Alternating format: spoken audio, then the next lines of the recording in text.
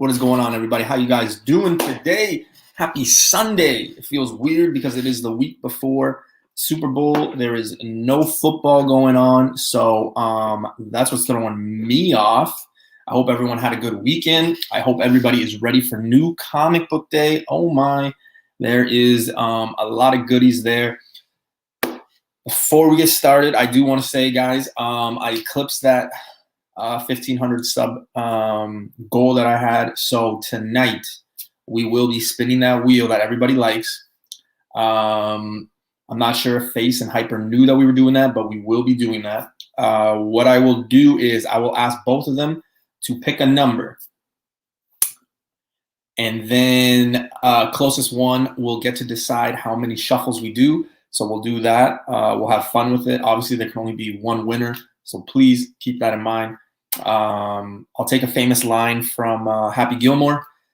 Even though only one of you can win, you are all my friends. Okay? That's from Shooter McGavin. But anyway, guys, I don't want to keep my guys waiting in the back. So let's bring them up. First up, I hope he's wearing sleeves, is Mr. Information, Mr. FaceTime. What's up, brother? Listen, I don't know about all that craziness that you're talking, but Ricky Bobby said, if you ain't first, you're last. Yeah, but at the end of that movie, remember, his dad's like, what? That's stupid. He's like, I didn't watch the end of that movie because they started kissing, and I was like, okay, it's over. I'm good. So, yeah, so we're going to have some fun today, though, guys. That wheel will be spinning. So, yeah, everybody's names who entered the draw will be there. So, yeah. And lastly, guys, I do want to point out, Hyper was 12 minutes early today. 12 minutes early in the backstage. So that is a personal record. Maybe he'll beat it next week. Who knows? But it's Mr. Hyper. What's going on, man? This is what happens when you have a curfew from the city. You have nowhere else to be. Yeah, and they got lockdown. That's the only reason you're on time. I forgot you guys have that curfew. I mean, we got lockdown too. It's just nobody here is calling it a curfew, I think. So yeah, no, this is a strict curfew. After 8 p.m., if you're outside, unless you're in your vehicle, you'll get a ticket. Holy crap! Right, what are they gonna do? Y'all got like Mounties and shit up there, right? No, we actually have police driving cars, not just horses. Yeah. My uncle messaged me today. Actually, he's in Spain, and he said that there they have a card that they give you, and it shows the hospitals, the grocery stores, and your area of how far you can be in a kilometer distance away. So like if the cops pull you over, you have to show that card, and if you're not allowed in that area, you're like ticketed or jailed. It's really crazy. It's the same thing in our sector or city, I guess, because we're kind of split into different colored zone, and in our case, because of our cases, we're considered, I guess, red zone.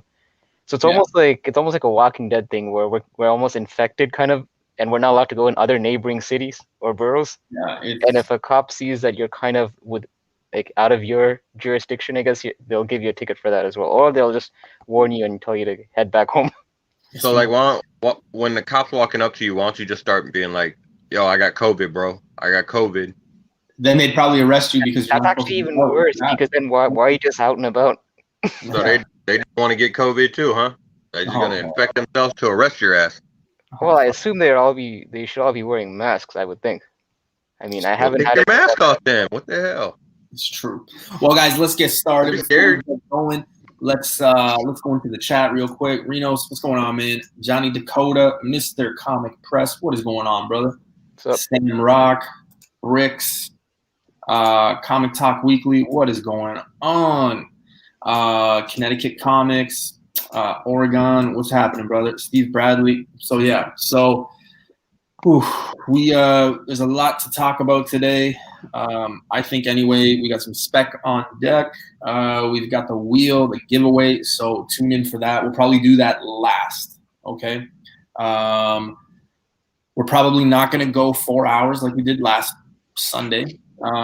So, if anybody has plans, don't worry. But yeah, let's get started. We will start with Image Comics. I just want to give a shout out to the chat for giving me props for being on time. You guys are my fans, so I appreciate you guys cheering me on my punctuality. Thank you. He's getting better, guys. He's getting better. They're impressed. They're impressed. Much love. Much love. They're impressed. So yeah, I mean, guys, let's be honest. It's a decent week, I guess. It's nothing like too crazy. I'll just put it that way. In my opinion, anyway. I don't want to offend anyone. You know, I ran into somebody that said, "Yeah, every week is crazy," and I'm like, "Okay, well, you need to relax." This week's okay. It's okay. I mean, there's some titles in there, but for the most part, I mean, it's not overly crazy. Yeah, but I mean, yeah. It really depends on it really depends on what perspective, right? Like if you're the dude that pulls like 20 plus titles, it seems like every week is a crazy week. So it really, depends how heavy you go on new comic books. What are you trying to say, Hyper? Hey, dude, I'm in the same boat, so we're kind of. I'm pretty much real targeted right now. I'm pretty much talking to me as I am talking to you. Or I watched this show growing up, so yeah, I'll tune in, man. I got respect for DC, even though I don't show enough respect. I have respect for it. But all right, let's get started. We got lots to cover today. We got 2 PowerPoints, Spec. We got that giveaway to talk about. I'm probably going to mispronounce some words. We're going to create new characters. So there's going to be a lot going on, guys. So let's get started. Pardon me? Sounds like a typical week. Yeah, exactly, right? Us dorks are here. Omega Red. What's going on, man? Cut on your titles and you will have more money for keys and grip. This is a conversation that we're having, me and him. Actually, I haven't told him and I haven't told the chat, but we have a segment coming up at the end of the month. Actually, it's called Which Would You Rather? We're going to be taking some grails and we're going to be talking about it. It's going to be a fun segment. So hopefully you guys can tune in to that. All right. Deep Beyond #1. There's a few people that were talking about this 2 weeks ago. There's like a bajillion. My girlfriend always says bajillion, so I've kind of dubbed it the go-to number, but there is like a bajillion freaking covers for this. Like, it's crazy. Yeah, there's definitely a lot. I mean, they got, you see at least 3 or 4 right there. And then, I mean, shit, I think there's probably every store's got an exclusive for it, so it's gonna be a pretty big release for this title, and it sounds interesting. I'm gonna check it out. Yeah, when there's so many of them out, that's when I get a little skeptical. Where I'm like, okay, so the print run automatically is gonna be massive just because of how many books they probably have to sell. Then it becomes a game of which one will be the dubbed, like the one, you know what I mean? Like which one is the one that everybody's going to want to chase? For me, out of the ones I see here on previews, and you guys will probably have different opinions. Mine is the cover A. I mean, cover A is always usually, I mean, I don't want to beat a dead horse, but I mean, it's usually the go-to cover when all over. Yeah. Pretty much always pick up the A cover. Yeah, the other ones, I mean, there's the Peach Momoko ones. Yeah, I get it. She's been hot for a while, but yeah, I don't know, man. I'm just not really a fan of the other ones. Like, listen, put it this way: if you're just picking a cover that you like, pick any cover. But if you're picking a cover for a future spec, A is usually the way to go. Yeah. Oh, 100%, 100%, 100%. So previews are showing 1, 2, 3, 4, 5, 6, 7 covers. The blank one, I really never take into consideration it being a cover because, and I mean no disrespect, it's just not a cover that most people pick up. A lot of people don't pick up the blank ones as much. You'd be surprised, man. There's a pretty big market for those blank covers too. Yeah, but the thing is, right now there's not much cons going on. So where are they going to be sending these blanks off to? Yeah. Bro, a lot of them get sent out. There's a lot of shit going on with CGC, their submission programs and everything like that right now. Oh, they're actually doing also like blank cover sketches as well on CGC? Yeah, they've been doing a lot of stuff with okay. I thought it was just... you can send it, well, a lot of different stores have been having events too where they'll have a CGC person there at the store at the event, with the person signing or doing remarks and everything like that. So Okay, yeah, I was aware of remarks, but I wasn't aware that they were actually doing full-on sketches when you submit them. That's cool, though. Some of them. It just depends on the artist and everything like that. Some of the artists have been doing them, some of them haven't. Okay, cool. Yeah, that is very true. Universe X. So we got moving on to the next one. We got Firepower number 5. I like that cover. I was gonna say I really like this cover. Right. The green really pops because it kind of blends. It kind of contrasts with the black. Yeah. I think this is the only one they have. Yeah, this. Well, I mean, Firepower. The Skybound titles for the most part are usually just the singles one cover released after like the first issue and everything. Unless you're Walking Dead. That's why I said for the most part. Yeah, and Firepower's been. I mean, it's got a lot of wiggle room. I think a lot of us think it's gonna be something special. We will wait and see. It's a pretty good series. Remember, Catch It. Man, I was shocked I found those number 1s, man, for less than cover back in November or something like that. So yeah, that's what I'm telling people. Catch it when it's early before. Don't catch it when the hype is already caught onto it. Catch it when people aren't really talking about it. Seriously. Exactly. And then we have these just like the $1 ones, like the Image first. Sorry. 1, 2, 3, 4, 5, Yeah, 6. You're not gonna pick up any? Nah, I don't think so. Well, they're pretty much like just True Believers, right? That's it. And they're reprints the first issues. Yeah. All right, then we got Inkbolt number 6. I can't remember if you guys are on this run, if you guys are still on it or not. I was never on it. I think Face was. Yeah, I was on it for a little bit. I've actually still been picking up the issues. I just haven't. I think I haven't read. I really read it since like issue 2 or 3. I've still been picking it up and meaning to read it though. The first couple issues were really good that I read. So cool.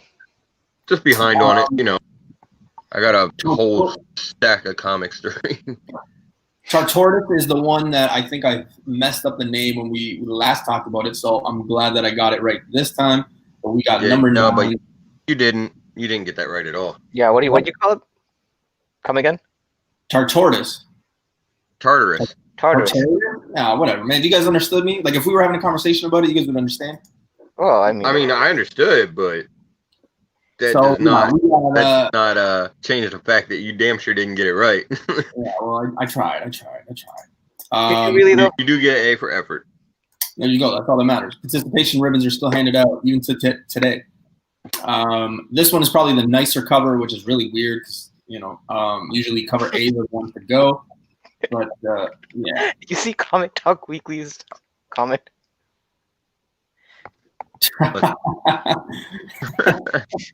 Yeah. Right. I know Face is probably going to be all over this because he still collects these. I think. Speaking of multiple covers.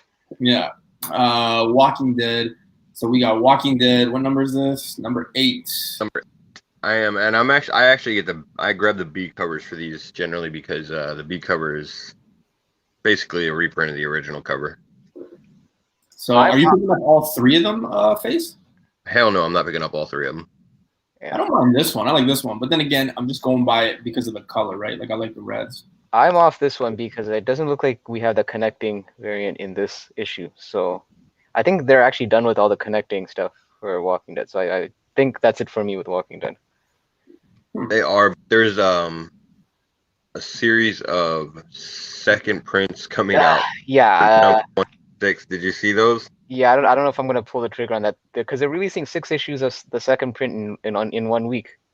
That's like $25 that they'd ask me to pay in just second prints. I don't know if I'm down with that. Yeah. I know. I did it. I pulled the trigger on it today. I don't blame you. It does look nice though, the headshots. So. I feel like you would have better knowledge of answering this question. But what was released first, the show or the comic book? Oh, the comic book. The book for sure. Yeah. Okay. Moving on to Dark Horse. We got Avatar: The Next Shadow number 2. Did anyone pick up number 1? I don't think. I did. I think. I mean, I got it somewhere, but again, haven't read it yet.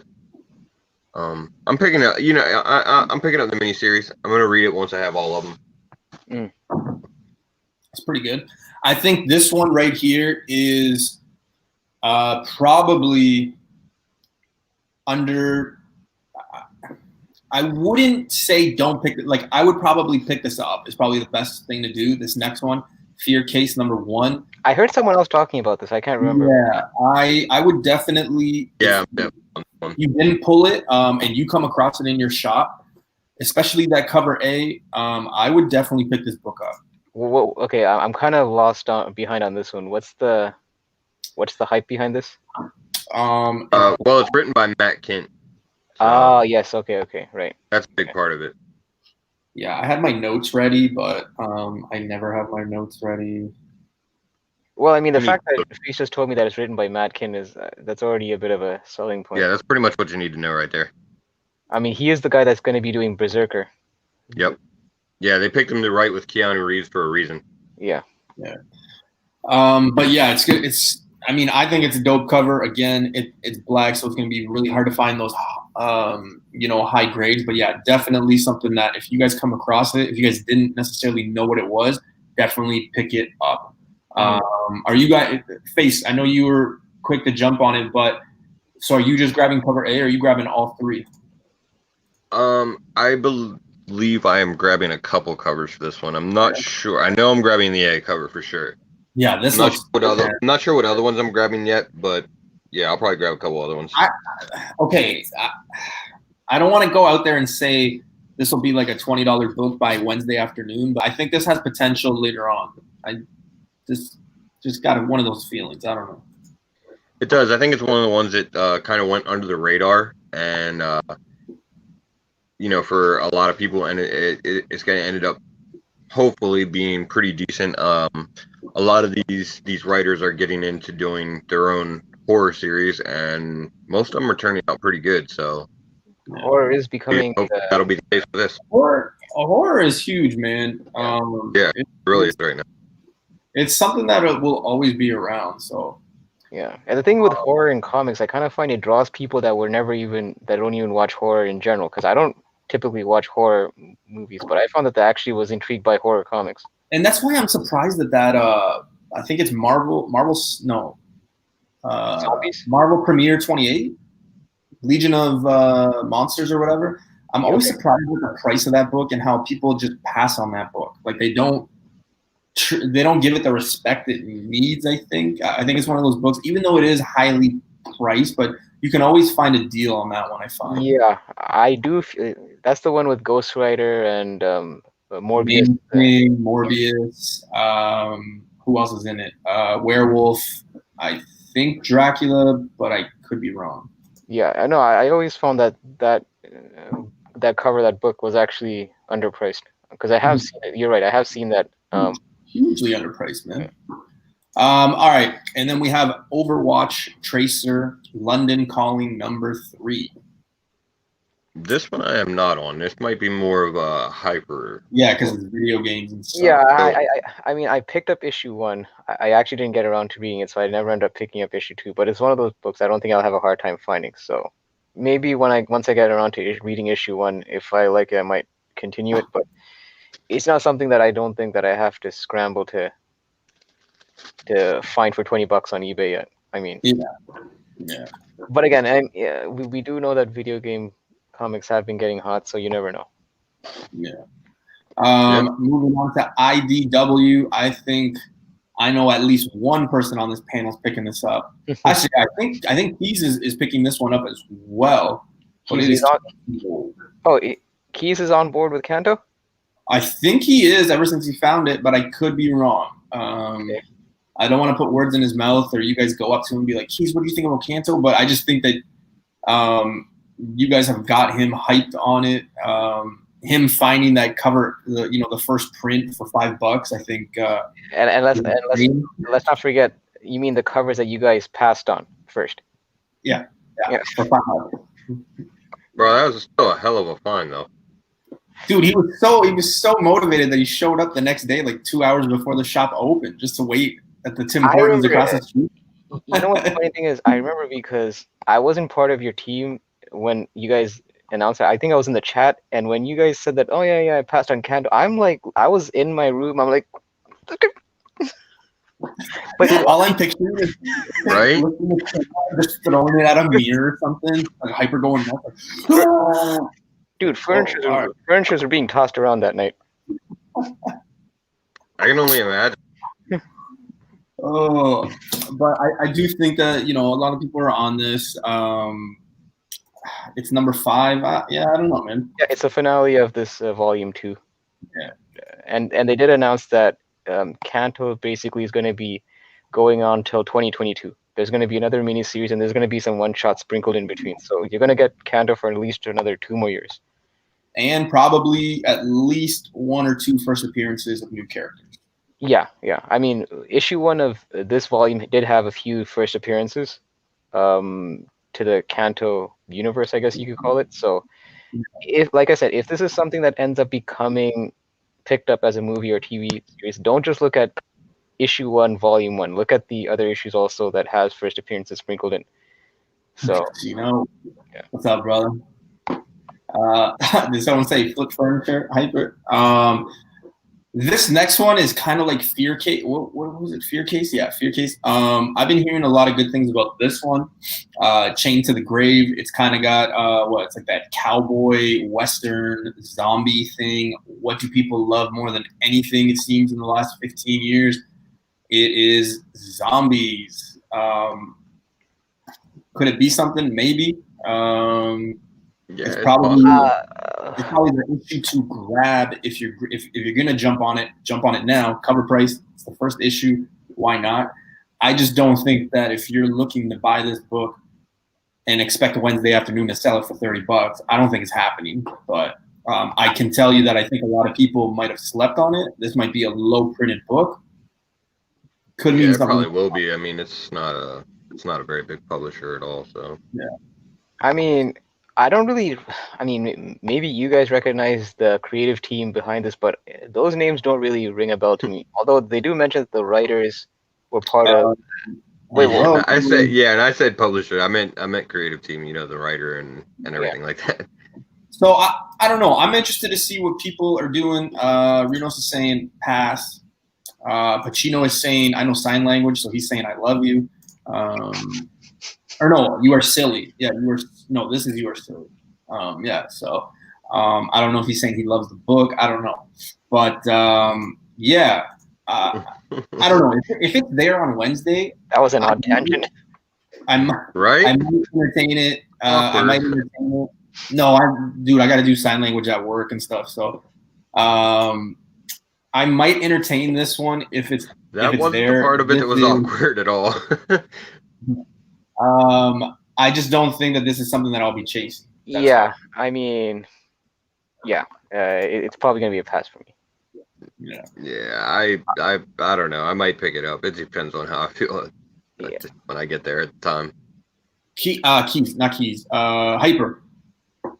You were big on these Marvel chillers when they were coming out. I was big on the 1 in 10s because I find that those IDW those all ages books, those 1 in 10s, depending on the 1 in 10s, they actually do have potential. Like the 1 in 10 for this series of issue 1 had Riri Williams in the front with the Doctor Strange. Yeah. The second one had Elsa Bloodstone. I skipped on the third one because I think the third one had the Wasp, I believe. Can you just check? Yeah, I think it was the Wasp. Yeah. Can you just check what's the 1 in 10 on this one? Maybe it might be something to look out for. Yeah, absolutely. I find that's usually the go-to. Let's see. What is that? That actually might not be bad. Okay, as I was going down here, I'm like, okay, Dracula. Then I saw Riri Ironheart, and I was like, okay. And then I saw that, and I was like, yeah. Okay. So this might be something to look out for. This is the 1 in 10, eh? It's a 1 in 10. So I'm going for the B cover.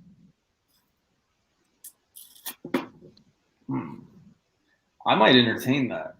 Yeah, I mean. No, wait. No. This is Chillers, yeah. Yeah. Yeah, I just don't think that the shops around me would have ordered enough for that book. That's all. Exactly. I don't see it. I think. Yeah, I could say maybe 5 copies. Even Renos knows this. Big B Comics. Shout out to Big B. They are really good for getting a lot of stuff, different titles, but I don't think that they would have it because even when that one when did that other one come out? That 1 in 10 that you like, Hyper? That was like October, right? The first one, yeah, it came out during Halloween, I think. Yeah. Yeah, I think so. Yeah. So even that one, I think they said that they didn't get it because I think they only had like 5 copies. Exactly, man. This is precisely why these IDW all age books tend to go higher than ratio because just like in they're hard to find. Yeah, there's many stores that won't order enough, even if it's just as low as 10 copies. Renos, that's the 1 in 10 though, brother. No, I think he meant he'll grab cover A and the 1 in 10. Oh, gotcha. All right, Marvel Action Origins #1. Yeah. So, what am I? The understanding I got is they're basically just retelling origin stories of certain characters, correct? Yeah, in a kind of. Yeah, in a more accessible way for new readers. But what I think is most, I don't know, is interesting about this is, according to the synopsis and everything, this issue is the origin of Thanos. And Thanos is on the B cover, which is, yes. No, it's actually nice 2 stories. It's 2 stories, though. Is there 2 stories? I think there's 2 stories. No, I don't think so, man. Hold on. Yeah, because look at the synopsis. I think it's a tale of 2 characters. They mentioned Peter Parker and Thanos in the solicitation. So is there an RI cover for this one too? Yes, there is. Although in this case, I actually asked my shop to order cover B just because I like that, the Thanos cover. Right. Yeah, I'm definitely grabbing cover B. No, that's not it. Okay, so it doesn't work when I do the number thing. So wait a minute. So because Face, I actually heard that as well. I heard somebody saying, "Oh, it could be the origin of Thanos." I don't know, man. Has it? I don't even think it has gotten that hype or anything. Like if you look at secondary markets or blogs or anything, like I don't know. No, it probably won't be much of anything. I mean, I'm just grabbing it for the cover, really. It's a badass Thanos cover for sure. Yeah, and this one's a regular price. You don't have. It's not a 1 in 10. So this one. But then again, this is also a series that your shop probably won't order a lot of. So. No. Right. If you're interested in this, I would probably call them just to have them put that aside for you. Yeah. Just to answer Marvel's question about the Kanto volumes, if they're standalone stories, I kind of find that if you read issue 1 of volume 2, it kind of picks up from where volume 1 left off. So there are some parts that you might be like, but I mean, in general, it could be read as a standalone story, but I kind of find that you're better off knowing some history of volume 1, like some background info. So, all right. This is again another story. I've got issue 1. I didn't get issue 2. Excuse me. But we've got Sea of Sorrow #3. It seems to me like Face, I think you grabbed all 3 from the get-go, or I think you were against. Yeah. No, I'm grabbing the series for sure. They're pretty much like the covers seem to be all not the same, but like it's got that black, and then in the background you kind of just see something different. They're not bad. They are pretty similar, but they've all been they've been interesting covers. And it's just kind of the covers fit the tone of the story and everything like that. So, hey, Fantastic Girl, what's going on? Yeah, I believe I can get my hands on #2 at cover price at a shop here, but they're just closed right now. I think, and Hyper will probably agree with me here. Pacino and all these guys, Renos, all of us that are in lockdown here. I think once these restrictions go and we know that the shops are opening, man, I think shops are going to make a killing. For sure. But I remember just before lockdown, issue #2, I think they had issue #1 too. on the shelves. So yeah, I don't know. I mean, it's a pretty good series. Definitely worth picking up. you got to remember that one series during the first lockdown that kind of flew under a lot of people's radar. That was Strange Academy. Yeah. Right. Yeah. Huge, man. I don't know what series during this particular lockdown. I passed up grabbing Strange Academy, like multiple copies of it at like, I think it was like 25 or 28 bucks a pop. And I was like, nah, man, I just, no, like I can't. But the guy didn't want to sell them individually. Like, I think he had like 5. Wait. The guy was selling you copies of Strange Academy #1 for 28 bucks? Yeah, like way. But how far was this from the release date? Like, was this like a few weeks after? Like a day maybe. That still seems kind of a lot, because I found that I can what's his name? I have him on my personal like Facebook, so I'll show you. He's always posting stuff, but yeah, he had like a bunch, and I just passed it up, man. Last year was not a good year for me. Like I passed up a lot of shit. No, because what I'm saying is because like when I went to my shop on New Comic Book Day, they had issues of it on the rack, and they were still there the following day or so. It's like people. Yeah, I didn't think Strange Academy really took off until after the fact. Yeah. Well, it was more along the lines of when issue 2 hit that it started to take off. Do you guys remember how many covers of 1 were there? There was the. Are you talking about just the exclusives or just only the regular? No, let's go regular. You had the Doctor Strange where they're all around. That's the variant. Oh, that's the variant. Okay. Yeah. I remember the Peach Momoko one. Yeah, I think there was just I thought there was a B. There was like an A, a B, and then like 2 incentives. Yeah, there was a bunch of exclusives. Yeah, there was a character spotlight. I thought there was 3 or 4, man. There's probably 4 regular covers, and then the rest are just a bunch of. Well, there was 2 incentives also. There was a 1 in 25 and a 1 in 50. Yeah. And then a whole whack of exclusives. The 1 in 50 is that blue one, right? Where they're the 1 in 50 is the one that's like the homage to the Breakfast Club. Right. Yeah. Yeah. And then I believe the hardest one to find is that one where they're outside or whatever. That's actually the 1 in 25. Oh, that's the 1 in 25? Okay. Yeah. The harder one is the 1 in 50. The 1 in 50? Okay. Yeah. I remember I had a chance at grabbing 9.8s, that Peach Momoko one. Oof. For I think at the time they were like $150. Is this the Virgin or the trade? The trade. Okay. Yeah. And I remember I saw a few of them on like my comic shop and things like that, like later on as well. 9.8s, and I just thought, no, I don't want to put 100. I don't know. It was just too early. I was like 150 on that. You guys know how I do that comparison thing where I'm like, should I put on this or? I was surprised that for a store exclusive it hit the numbers that it hit. You typically don't see that often with store exclusives. Yeah. Strange has A, B, and C for every issue. Yeah. Lately they have, but previously I think they like. They've been doing 1 or 2. Yeah. Well, they were doing like the regular cover and they were doing a character spotlight, but lately they've also been doing a 3rd cover also. Yeah. Well, we'll find out. Yeah, that one and Thor 5 are the 2 that I'm like, God damn it, why did I? But we won't talk about that. It's a new year. This year, I'm gonna hit them all. I'm gonna hit them all. So far, I've been hitting. New year, new newbie.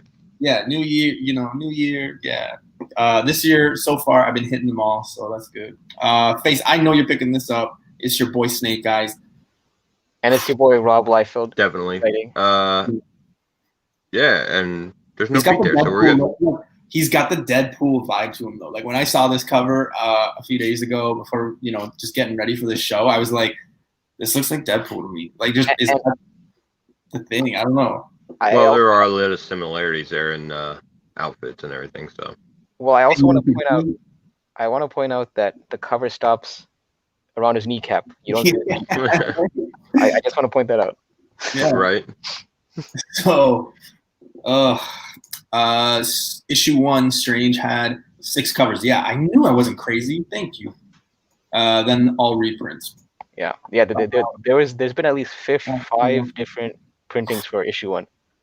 Right. These are the stories I love to see. I love hearing. I think it just adds more value to, you know, when you have the book hanging on your wall and you're like, oh yeah. So crazy story. I found that for $20.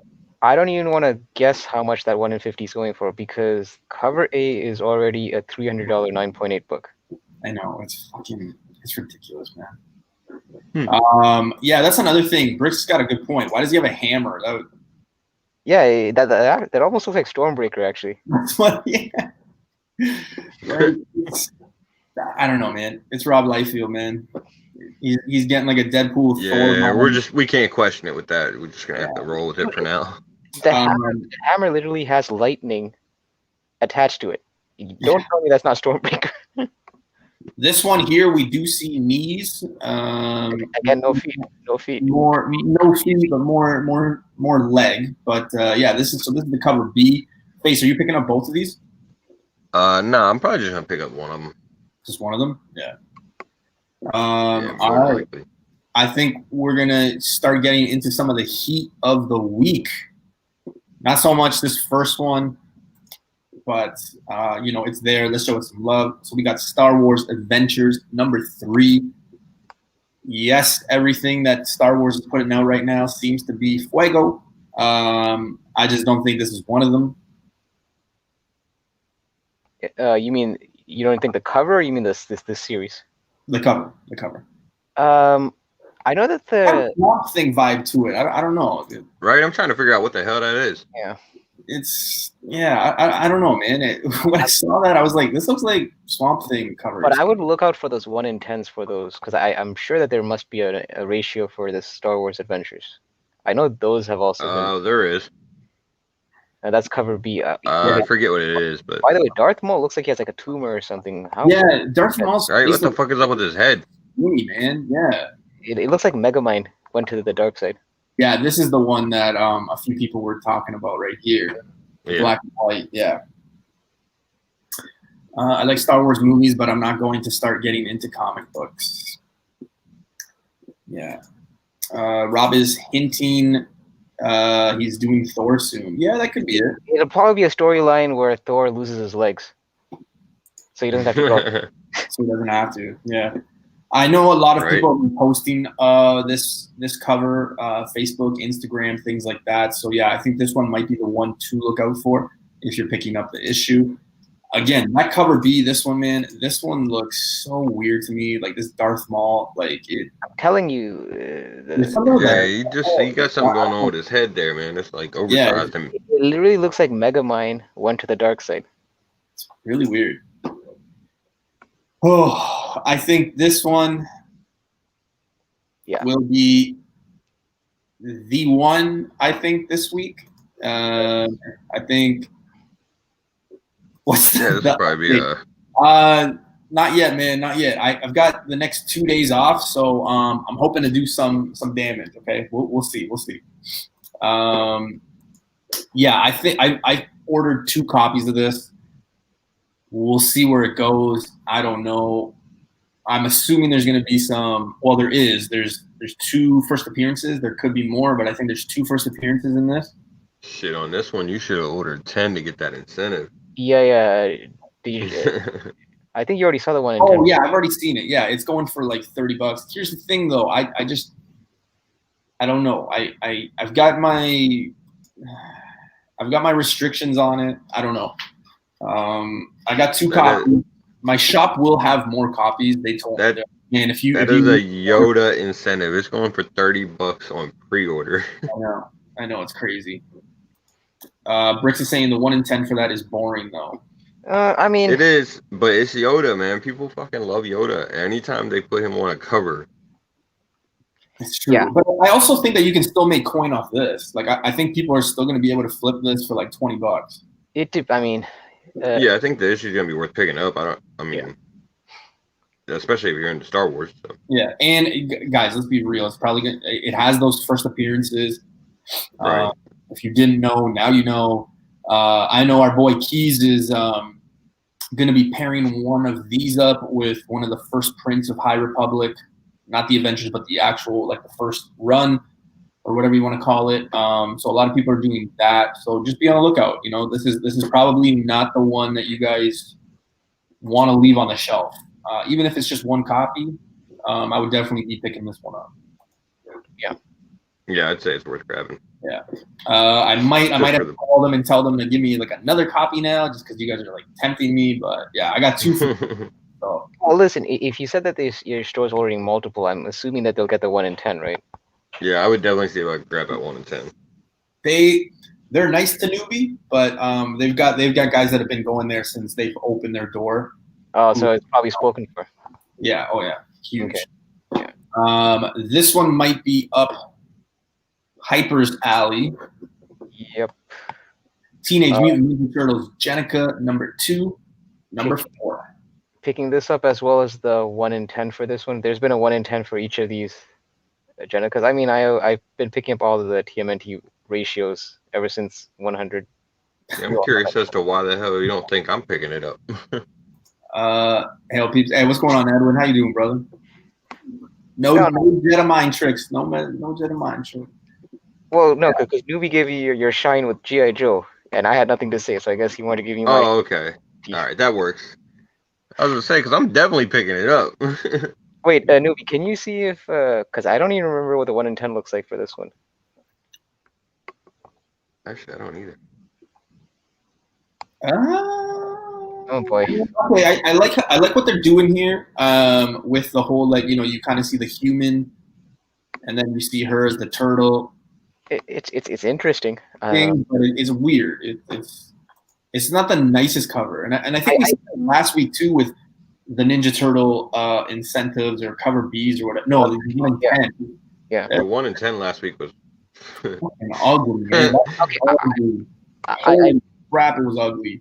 I will say for this one, I do like the color scheme. It has a bit of that painted water paint kind of look to it. So yeah. Again, I'm being more biased because I'm into turtles, so maybe someone who's more objective would probably. Yeah. No, I mean I agree with you. I like the idea behind it. It's like we're trying to rationalize this as if one of us did this cover. Paul, I think we're on the same boat here, man. Yeah, it's not great. Don't ever speak of that Teenage Mutant Ninja Turtles 1 in 10 of last week. Yeah, it was. It was so bad. I think. Wait a minute. Hold on. I got to call out Pacino on this one, because I know for a fact that he ordered. Like 10 of them. I know for a fact that he ordered that one as well. That 1 in 10. Well, I ordered it too. It's still ugly as shit. But in his defense, I think he picked it up for $1 because I think there was an issue with the website ordering. So I think he ended up picking up that 1 in 10 for $1. Well, that works. Yeah. This book right here, I will not be getting. I am. $8.99. That is $12.50 Canadian. Well, it depends if your shop has specials on pre-orders. Because like in my case, my shop they Here's charge. the other thing too. I'm grabbing it too. Right here. This thing right here. Which thing? Third. Dude, that's actually printing. Yeah, but also keep in mind it's a new cover art also. I'm banking on my ash can. I don't know. I've only got 1 copy left actually. Man, you're trying to sell that thing for like $40. I sold it last night. Somebody messaged me today. I gotta ship it. Somebody bought it. When you listed that thing, I almost thought I should buy that shit just so. I was actually thinking the same thing. I was like, damn, maybe I should message Newbie about this. Yeah, $40. What the hell's wrong with him? I've got 1 left. So. Yeah, because like I said, I'm picking this like the shop that I go to. They charge in U.S. prices, so it doesn't hurt as much as like you just mentioned if they do an currency exchange. So I'm gonna just pick this up for $9 Canadian plus tax. Reno's is saying, let's just agree we're all gonna get it. He's talking about that 1 in 10. Yeah, I didn't get it. I didn't end up getting it. Hyper. It was sold. Try to purchase. Seriously, I thought, damn. All right. He likes that Eastman cover for Last Ronin. Yeah. Yeah. Keep the ash cans. Yeah, I know. Everybody's telling me keep the ash cans, but you know what? Sometimes another book comes along, and you're like, you know what? You have to remind yourself how much did that book cost? Like Okay, but here's my thing about the ash can though. I feel like, and I think I told you this in the private chat. Like, if the subsequent issues has the same steam and same critical, review that it's been getting for issue one, Yeah. and it sustains that momentum, I think your ash can will go up in value. Just because once it's almost gonna, Yes. yeah, it's almost gonna be like when it's all said and done, that ash can, will. I think all right, it'll well, be higher than how much are you selling for that ash can, if you don't mind me asking? it was $45 $40. shipped Yeah. in Canada. In Canada, And I'm you, not saying that I wouldn't have sold it to anyone in the States. I would have. but The shipping probably would have been a little bit more, but that's all. keep in mind what's kind of hurting the value of the ash can right now. It doesn't help that these release dates are so staggered in between. Yeah, that's the We thing. got issue one all the way back in what is it, November, October? Yeah, Mhm. smart pig. Yeah, they're the ones that they changed the art for. It's not even a comic. It's just like you open it and that's it. And they're massive. They're huge. Yeah. Like, they're pretty big. But again, I mean, I'm all in on TMNT, so you're asking the wrong person to give you an objective opinion on this. No, I know. No, but you are giving him a correct opinion on this. Yeah, I know. I mean, I ended up having 4. So like now that I'm down to my last one, okay, maybe I'll just wait on it. Also, I feel like somebody else would have, enjoyed it more than myself, right? Like, I don't know. So it's almost like That's true. That is true. You don't deserve that fucking ash No, can, but to be honest. you got to remember too, it was like a free book, right? So like, I sometimes, the good in me pops up, and it's like, come on, man. So whatever. All right, finishing IEW, we got Transformers Wars, a show I grew up watching. I loved it, especially when Optimus Prime was that like surfboard ape, blue and thing. But we got Cheetor there, we got Rhinox, Rat Trap. I can't tell who this is. I've never seen that. It looks like a bat or a bunny or a kangaroo or something. I don't know. Well, that's actually, I'm impressed, newbie. You did well on that. I grew up watching this stuff, man. That's good job. I've never seen whoever this is though, so that's why I'm like I don't know, but yeah, I like this other cover to be honest, just because it brings me back to that show with that Optimus, like him right here. Yeah, and it's white. Can you go ahead and bring up? I think there's 2 incentives to this one. 2? All right. Yeah. It's a number 1, so I wouldn't be surprised. So this is the 1 in 10. Ooh, that almost looks like that House of X. Yeah, that's the 1 in 10. All right, let me show off right here. Check this out. Okay. Optimus Prime, Pterodactyl, Waspinator, Cheetor, Rat Trap, Dinobot, Megatron, and Tarantula. What's up? Gold Star. Pretty good.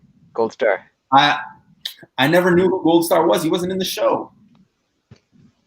There was Scorponok, Waspinator. Oh my god. Who else? I don't remember him in the show. Like in the original '90s show, I don't remember it. Dude. Yeah, you're absolutely right. Gold Star was definitely not in the show. You're correct. I was trying to say I'm giving you a Gold Star. Oh, wow. Did that joke fly? Oh, wow. Wow, dude. I thought you were talking, man, you know what? That's awesome. Live on YouTube, we present Newbie Comics. No, but Face, for a second I thought he was being sarcastic with me. So I'm like, okay, well, let me play along. And then I'm like, no, wait, this is thought that I'm talking about a character named Gold Star. Right? That's why I was like, what? I don't remember Gold. Get out of here.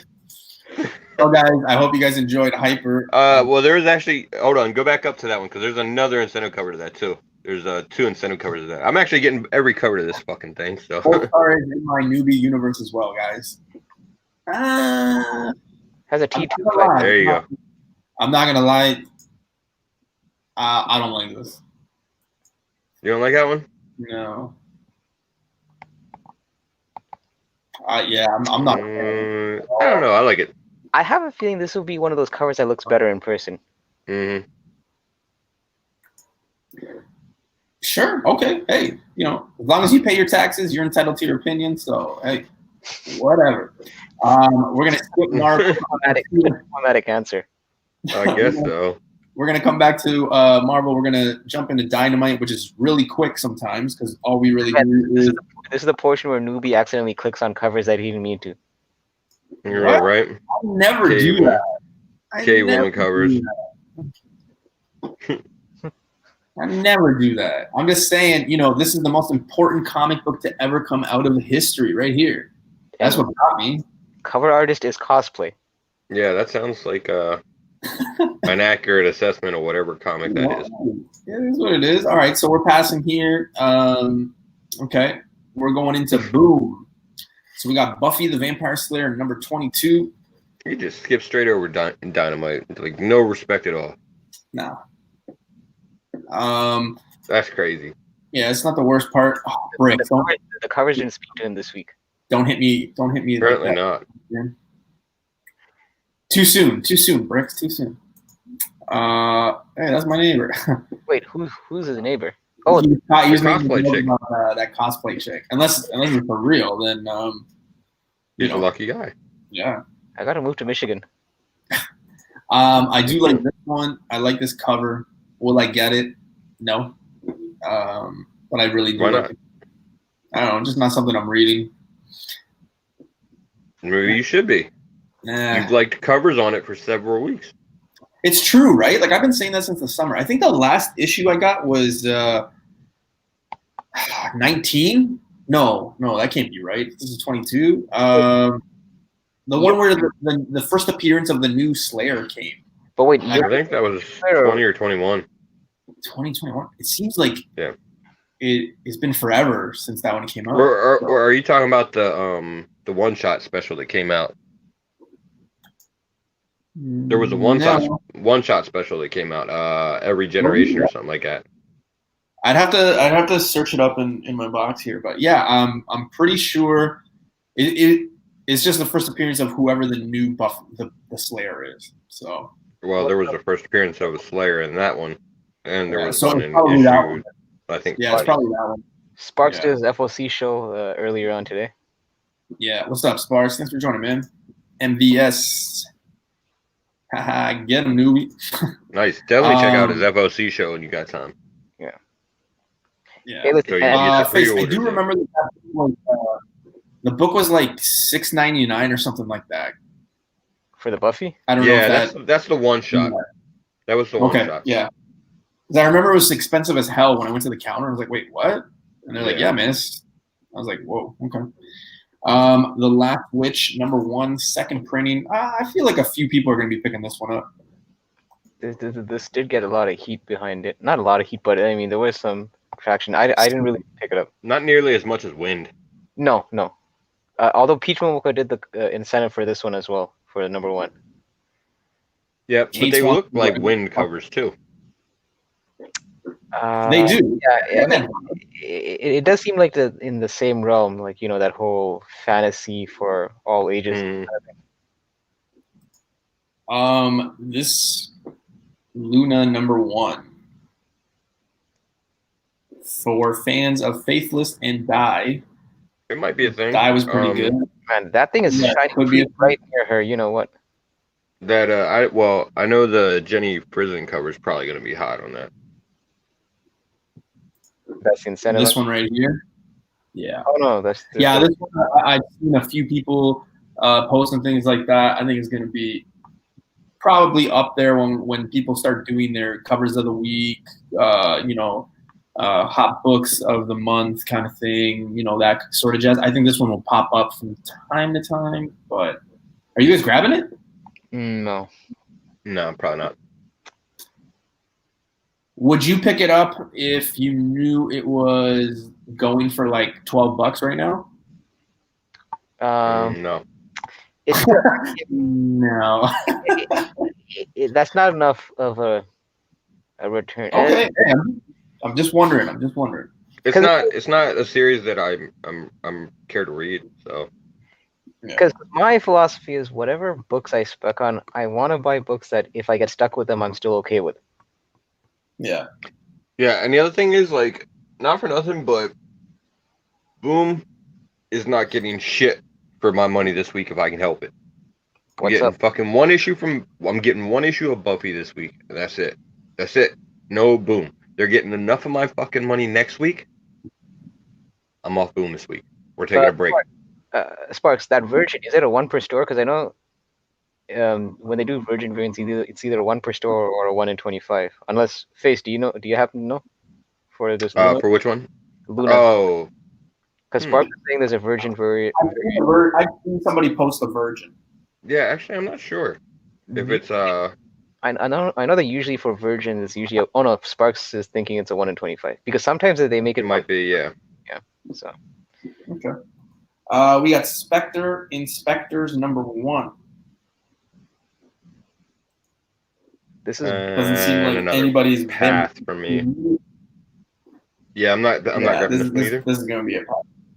Keep in mind, like I said, do you guys have boombox imprint is meant? Sorry, go ahead. No, I was gonna say like whenever you see the boombox imprint, that's meant more for like an all ages thing, just in case. Right. Because lately they have producing titles with that boombox on it. Yeah. Now we go on to before we get into Marvel, we usually go into lately this other category right off the bat.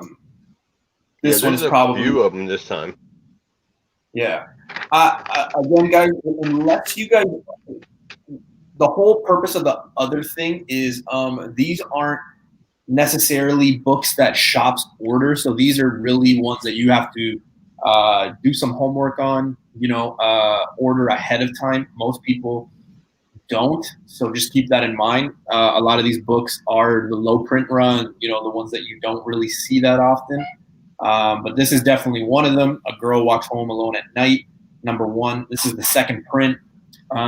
If you were able to pick this one up, I think this one's going to be nice to own. Yeah, the issue one kind of had a bit of traction when it came out. Yeah. The other one how did this get here? What? Oh yeah. Of course he's stopping on that one. Oh my word. Look at that. Yo, you know that one. Goodness gracious. He ordered 12 copies of it. The Austin Powers movie with like the Swedish penis enlarger, and then he's like, "What in here? I swear it's not mine." And then he's like, I think that we would have that reference on this show, but there you go. He's like, "One Austin Powers." Yeah. My Swedish penis. I don't know, man. It just came to me. I think. We were watching that movie the other day, so this is not the panel that I. Talking about that. This is not how I expected this show to go. Man, you guys gotta lighten up, man. Have some fun. This shit is a train wreck. Do you guys see any? Yeah, bro. I got. Do you guys see any that? Actually, there's one right there that I see. That Encoded from Devil's Due. Yeah. Hold on. Yeah. So. For one, it's a pretty interesting cover. And the premise of it sounds kind of interesting. Is that like a mech or something? What is it? No, it's like a baby. Yeah, it's got robotics. Yeah, I think it's supposed to be representative of the AI that is involved in this story. Is the cord and stuff. Yeah. Yeah. So this could be a pretty interesting series. I like that Frost Giants homage. It's a Wolverine cover. I don't remember which issue though. Yeah, it's definitely a Wolverine. Like, what is it? 4 or 5 maybe? No, it's like issue 27 or 26. It's from the. Oh yeah, it is. Yeah, it is. It's that NES cover. I remember. Yeah, I remember which one what you're talking about. It's the Jim Lee cover. Yeah. What the? This isn't what you wanted. Ay. Gracious. So what's next? Let's see. Another one that I got is this one's actually thanks to Mr. Key Issues. Devil's Domain is coming out from Black Box Comics. Is that on?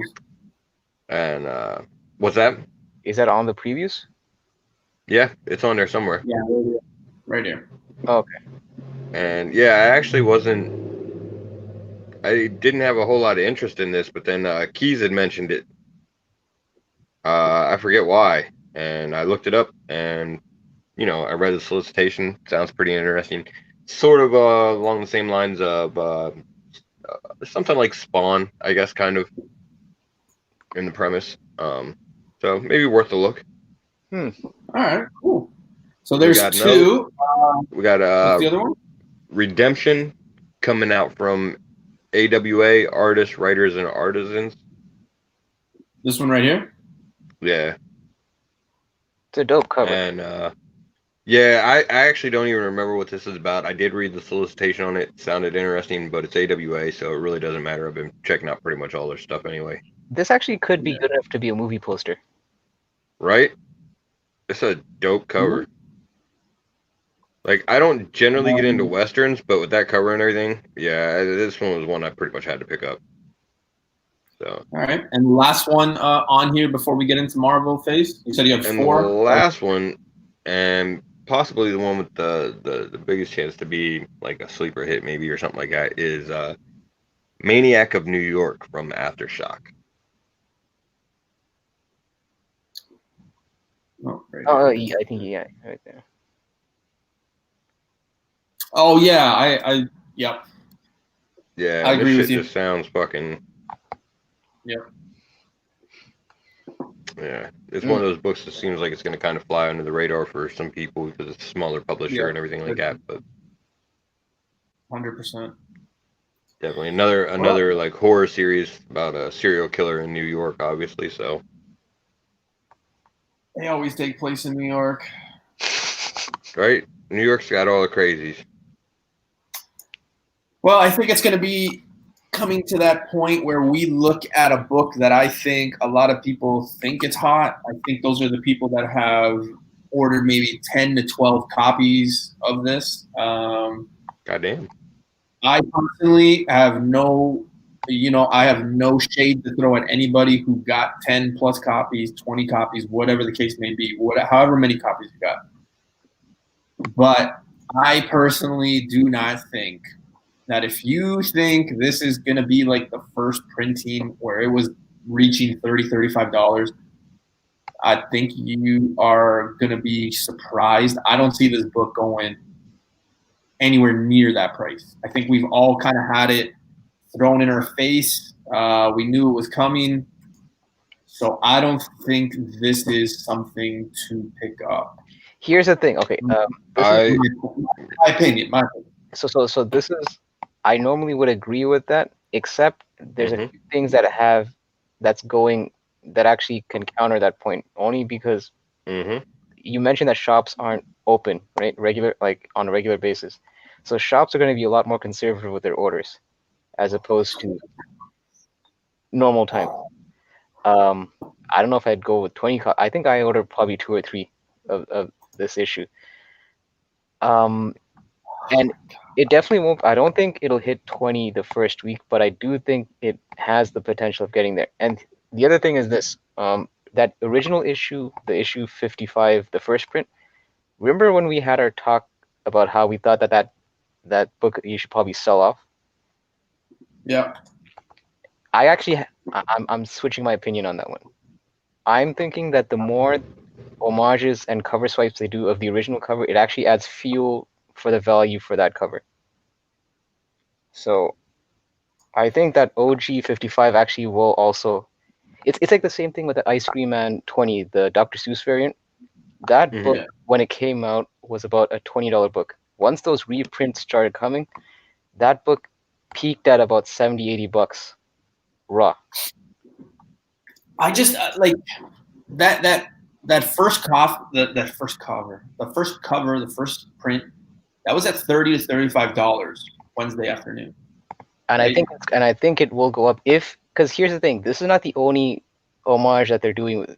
There's actually other properties. There was two more that I know of so far. They're doing They're doing the Carnage, Black, White, and Blood, and then they're doing Venom one. I think it's 33 or something like that. Yeah, the Venom one is going to look exactly like the first print to this one. Right. Black and white. And that other one, that Pharaoh's Lounge, where they do parodies of other comics. They're doing their own web version. I just find that the fact that this particular concept is getting a lot of attention to it, people always want the originator, which the originator was that first print of 65. So you see this book. So you see this book reaching what on Wednesday? Because let's go on.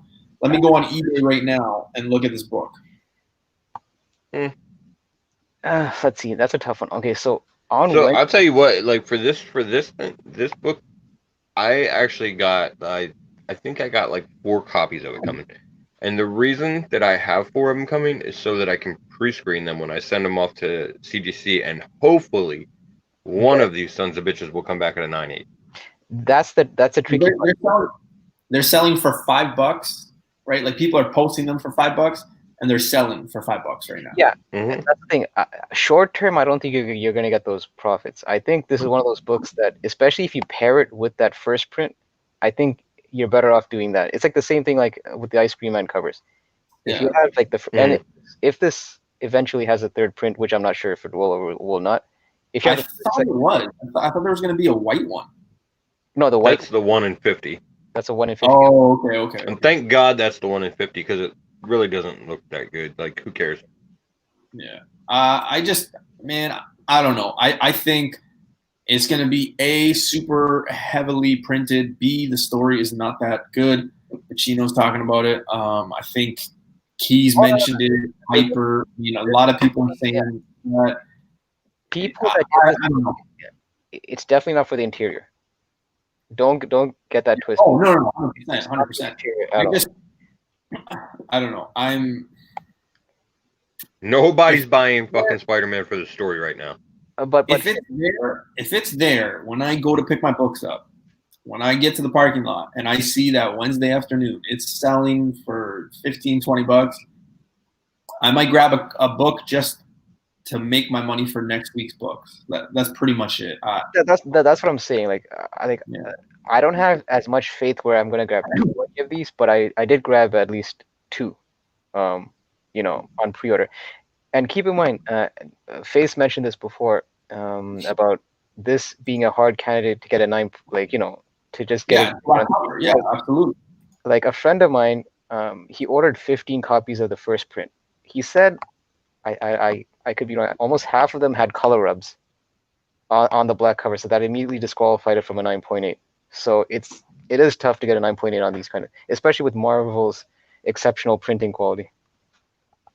Yeah, I haven't really seen too many, like, I know unless you live literally in Sarasota, and you can walk your book over and maybe get it early. I don't know, but I haven't really seen too many graded of this book.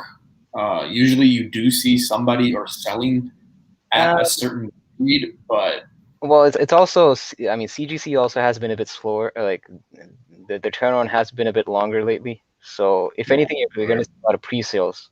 But with that, they're having a lot of pre-sales for it. I would probably just leave it raw, to be honest with you. Like with black covers, there is a lot of things that could go wrong. So like, I mean, and this speaks more so for people selling, but I mean, you probably have a better chance of just saying it's a 9.6, selling it, even though it's probably not a 9.6, it's probably a 9.2, somewhere around there. I don't know, man. Keeping good grade. I don't know, man, because we always talk about books that we wonder if we should or shouldn't grade. I think this is a book that would look beautiful if it's in a display case. Like, 100%. With a 9. Yeah, I'm definitely getting it graded to go with the 55, and I'm sure I'll get the Carnage and the Venom graded. Books are printed in Canada, I think. I think so as well. Actually, I forget who was. Some are, yeah. Yeah. I picked mine out. I picked mine out of the diamond box. Nice, man. Yeah. I remember somebody. I think it was Coco. I don't know if Coco's in here or not. Usually he's kicking with us, but Coco actually messaged me about this when they pre-sale and all that stuff. So. Yep. Yeah, I believe you're right. I believe it was Coco that was on those. Good luck to anybody who picked it up. I will wait for your messages on Wednesday when you say, haha, newbie. I sold this for $20, $25. Look who's that. You know, like it's an all fun. But me, I didn't really go heavy on this. Just those points I pointed out. Just remember Newbie's track record that he's pointed out over the course of this show. Thor 5, Strange Academy 1, you know. Gold Star.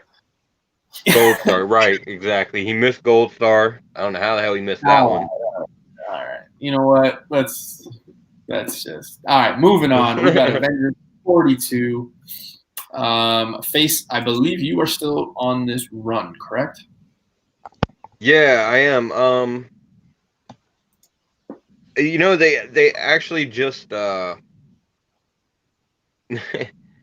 they put out a cover to, I think, 44, and it's sort of like the reveal of the new Phoenix character, and it shows like the silhouette of it, and I've been stuck on that ever since I've seen it, because that shit looks like Echo to me.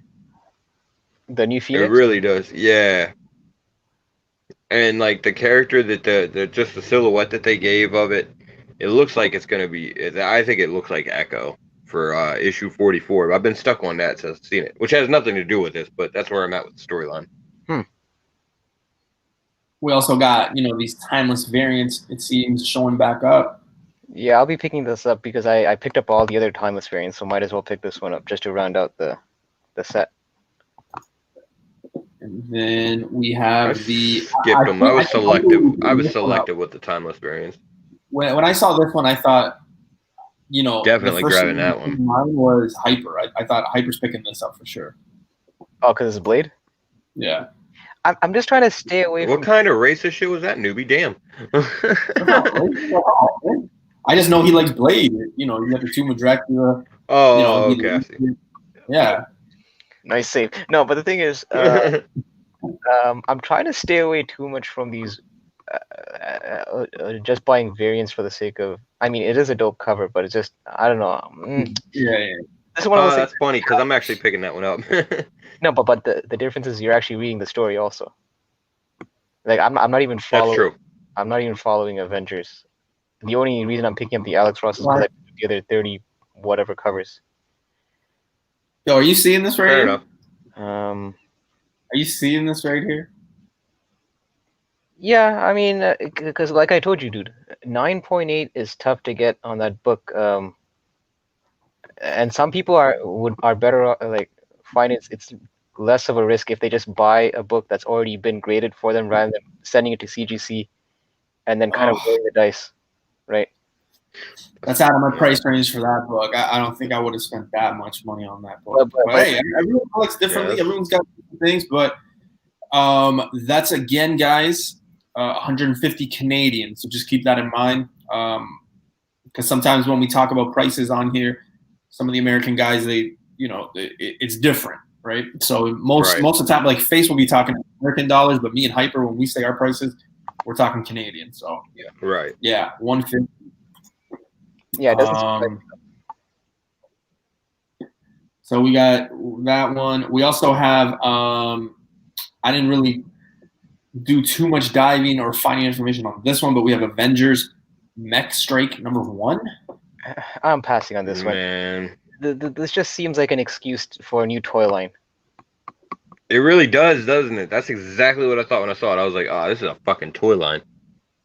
Yeah. I mean, there want to be like Optimus Prime / Iron Hulk Busters, it looks to me. You know what I mean? Like, it just... Yeah, it's... I mean, it could be a fun read, but I mean, with everything else that I'm pulling, this is just gonna make the cut. I know there's a lot of covers for that particular mech, but I'm not picking it up. It's a pass for me. Yeah. I'm probably grabbing one just in the hopes that everybody else doesn't. Straight. But I probably won't actually read that comic. I'll be honest. I probably will not read it. It'll probably just go in a box. Yeah, well, I mean, you never know if I can't even... Don't say that, man. Don't say that. Come on. Yeah, just the premise of it is bad. Yeah, we're all gonna be crying, man. Fuck. I mean, look, it could be possible that it might be a Disney Plus, but then again, yeah, I think we're a ways off from that. Yeah. Hellions 9. Anybody picking this up? Anybody reading it? I will pick that up for that cover for sure. Yeah, I like that. I like the cover and a cover and a cover. Mm-hmm. Okay. But yeah, and Hellions has actually been pretty fun. Yeah. And you know, Mr. Sinister is kind of like one of the characters. I shouldn't say it, and I messed it up with Gold Star. I'm like so embarrassed about that, so I can't even talk the rest of it. Newbie is trying to lay traps. Yeah, he really is. Hey, later, Reno. Take care, man. Stay safe. Later, guy. All right. Immortal Hulk number 3. Or 43. Wow. Yeah, I think we're a little past 3. Yeah, I know. I'm looking at the in stores February 3rd, and I was like, wait, what? Immortal Hulk 43. I don't know. Man, listen. One thing I got is like I'm a couple of issues behind with Immortal Hulk, but I have to say this: the covers have been consistently, at least in my opinion, the Alex Ross covers from issue 1 to 43 have been consistently great. Yeah, they have been. The covers on Immortal Hulk have been fantastic. But I mean, the comic itself has been pretty great too. How many covers are there? Is it just one? Okay, so they got. I think there's a few. Yeah, they got 3 here that they show, right? So they got this homage one. Yeah. Which one is this issue 2 again? Does it say in the citations? I'm not even sure. I remember the book. Like I've seen the cover. I just can't remember what issue number it's been, but I think that could that be Hulk number 1? Premiere issue, yeah. So I'm gonna say that's number 1. I think that's Hulk number 1. Like, yeah. Okay, all right. And then we have, of course, the Alien one happening right here. Most of them have been like the Alien ones have been like they have the alien on the one side and the character, and then they just kind of have this pose of like the verse kind of thing. Most of them. Yeah. Been pretty basic. I think I've only picked up like 1 or 2 of them. I just picked up the Venom one. Yeah, the Wolverine and the Venom. It's the only ones I picked up. Yeah.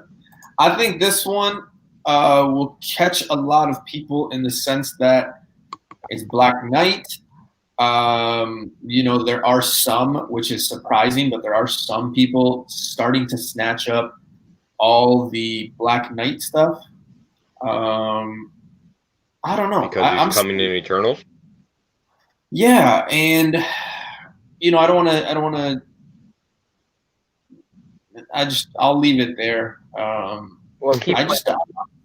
still on the fence about this character. History tells us if a character is played by a big name actor, it's going to be successful and things like that. I just don't know. I mean, I get the fact that they have that big character with the attached to the name and everything. I don't know. I'm 50-50 on it. The more people tell me about it, the more I'm like, okay, yeah, maybe I should go in on it. And then I look at the buy-in and I'm like, and then I just, then I'm away from comics. I'm like, Black Knight, like, come on. I think this is just going to be a setup for that mini series that's going to come out in March. I mean, I don't know. It's hard to say because, like, Kit Harington, I mean, he's not a huge name actor, but he is one of those actors where, like, I think they have locked him down for, like, 3 movies or something like that so far, and he is one of those ones that they're, like, he's more like a longevity type of actor. Like, they want to be invested in him for a while, so it seems like they're going to try and make Black Knight a significant part of the MCU, and if they do that, of course, that usually translates decently over into comics as far as their role in the whole comics universe too. So could see Black Knight taking a bigger role. Yeah. Comic Vet is saying it's Hulk 102. So yeah, that's the book. Appreciate it. Yeah. Thanks for the information. Yeah, it was. I remember seeing the cover, but I just can't. So many issues. Nice surprise at the end of. Yeah, she's Valkyrie. Spoiler alert. Maybe should have said spoiler before I said it. That's not how you should work. Black Yeah, Knight that's sword. definitely not how that works. You know nothing about. You know nothing. Black Knight Snow. Right? Yeah. That's a Game of Thrones reference. I know. Okay, I thought you thought he was giving you a dig or something. So I tried to. No. I know. Yeah. It works so both ways. Me personally, I think I can see it already happening in a sense. Like I can already see people starting to jump on the character, even though we already knew he was coming. I think the argument a lot of people might have, or the fight eternally on buying it, is how big of a character do we think this is going to be? When you say Black, you're talking about this issue or his first appearance right now? His first appearance, just him in general, like how, what do people think of it? We do have a tendency when something is announced, people go nuts for it because that's just how our community works. But yeah, I don't know. It's been a while. They're coming. Obviously, he's going to show up. I mean, it's Jon Snow, who Marvel obviously thinks is pretty. If Black Knight was a DC property, I wouldn't be willing to jump on it. Yeah, just because we've seen, Kevin Feige and the MCU, how they've taken relatively like D-list or E-list characters and they kind of brought them to the limelight. Mm-hmm. So, right. Yeah. And I don't think this is going to be any different. It's gonna be. But this particular issue, I just find it's just going to be a vehicle to introduce the Black Knight miniseries that's coming out in March. Yeah, I think so too. This one, this first issue got a lot of heat. A lot of people were picking it up. So they're back with Gwenom vs. Carnage #2.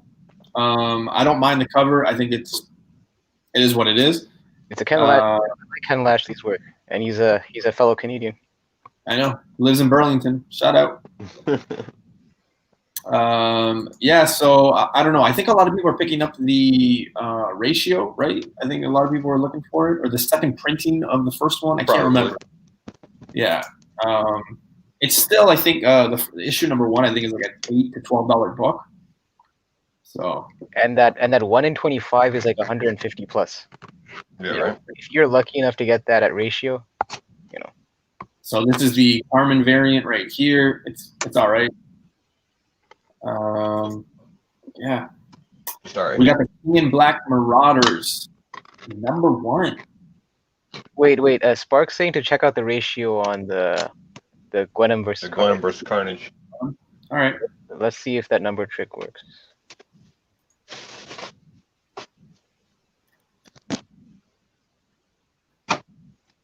Yeah, it should. Nope.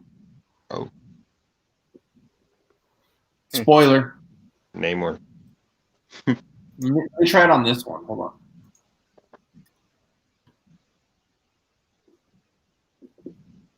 This one right here? Oh, that's the design variant. So that would be like maybe the 1 in 10.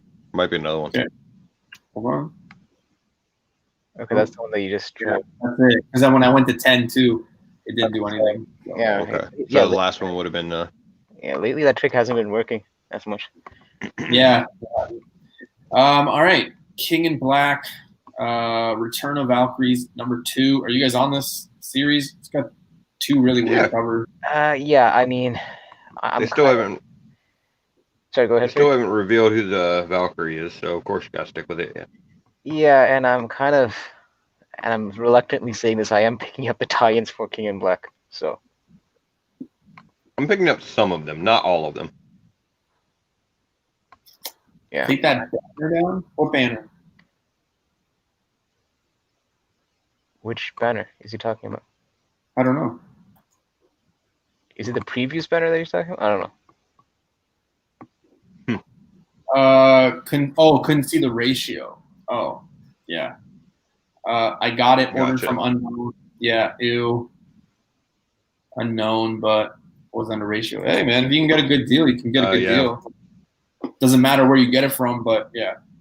I mean, it kind of matters, but. Oh yeah, it's just you guys heard our rant about unknown. I think last week. So, all right, The Legend of Shang-Chi. Number 1. I don't know why I did that pause there. I didn't mean Yeah, to was that do for a a pause dramatic there. effect? No, I did not mean to. Waiting for something special there. So supposedly the big thing here is he is going toe to toe with Lady Deathstrike. Yeah, and I think this is I think this is a one shot. I don't think this is an actual ongoing. I could be wrong, but that's true, right, Face? I'm not sure. It's either a one shot or a mini. Yeah. I don't think it's an ongoing. My bad. Yeah. Yeah, I don't believe it's an ongoing. Yeah. So we got this variant right here. That's it, right? Yeah, just those two. That's not too bad. Runaways 33. The show was terrible. I'll admit it. I think I got 1 episode in and was like, yeah, I'm done. I don't even think I finished it. I think the series is also supposed to be wrapping up soon. Yeah.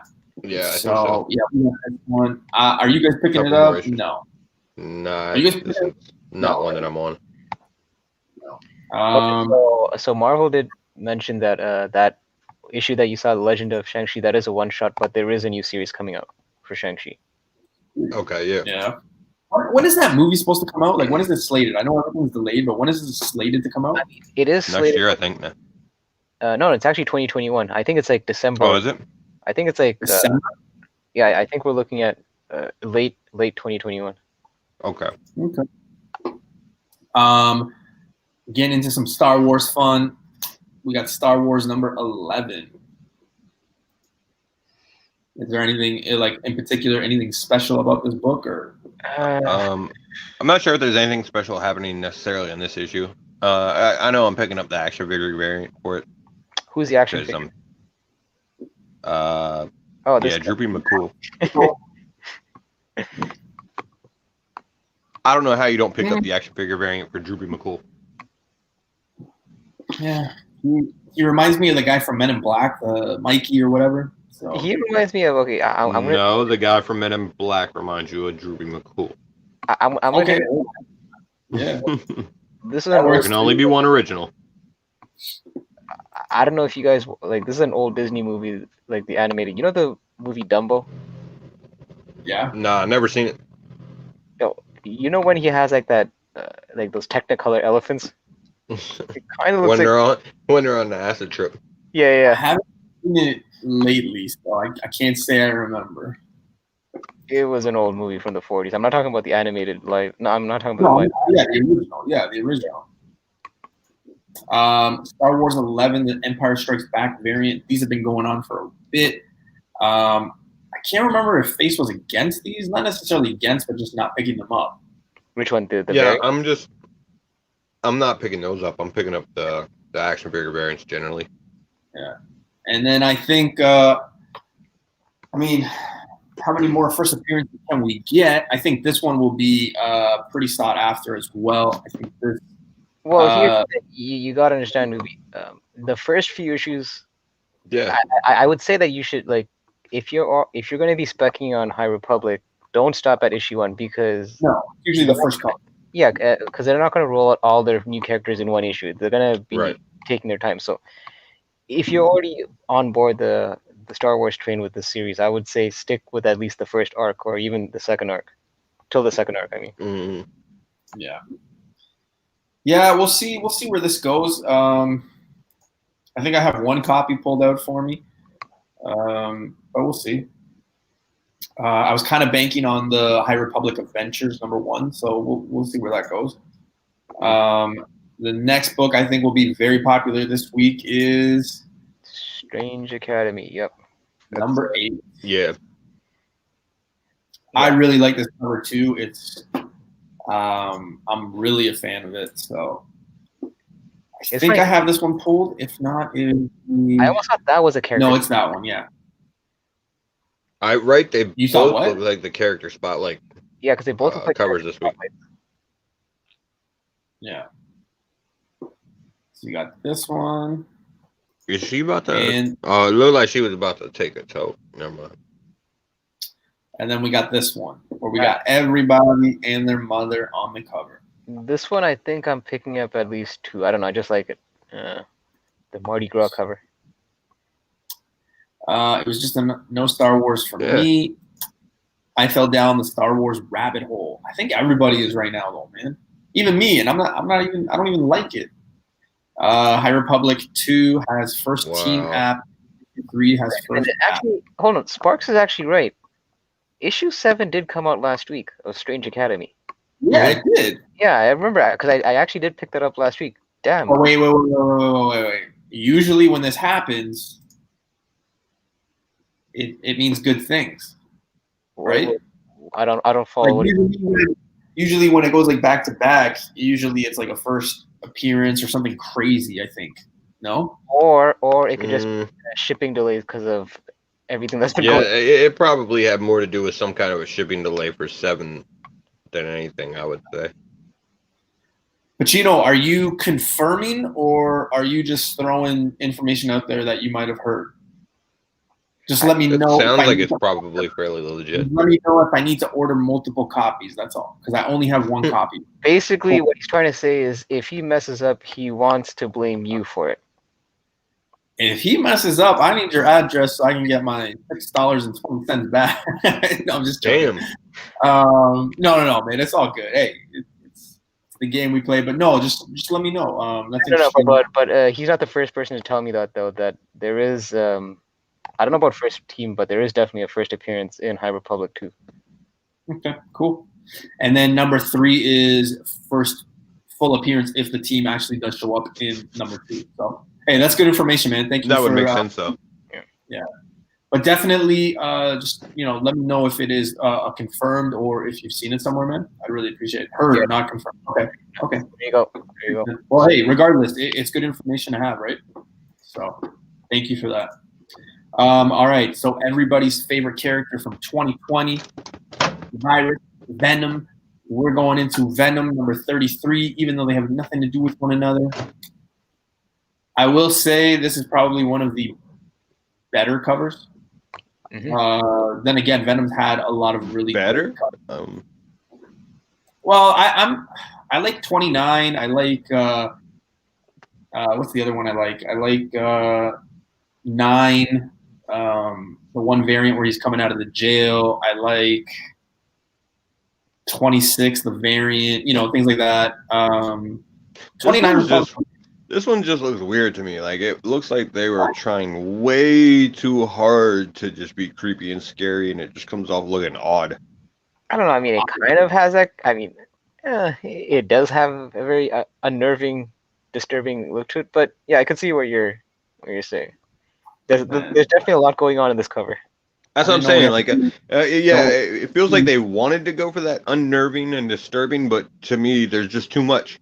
And because there's so much going on there, it's like, it looks more odd than anything. It doesn't really look creepy to me. I mean, don't get me wrong. I'm not on the Venom run at all anymore. Like, I was done a long time ago. So, yeah. What killed the Venom run for you, newbie? I think, man, some stupid channel posted that like Rhino was virus or some shit. So they just got annoyed. Scorpion. What's that? You said Rhino.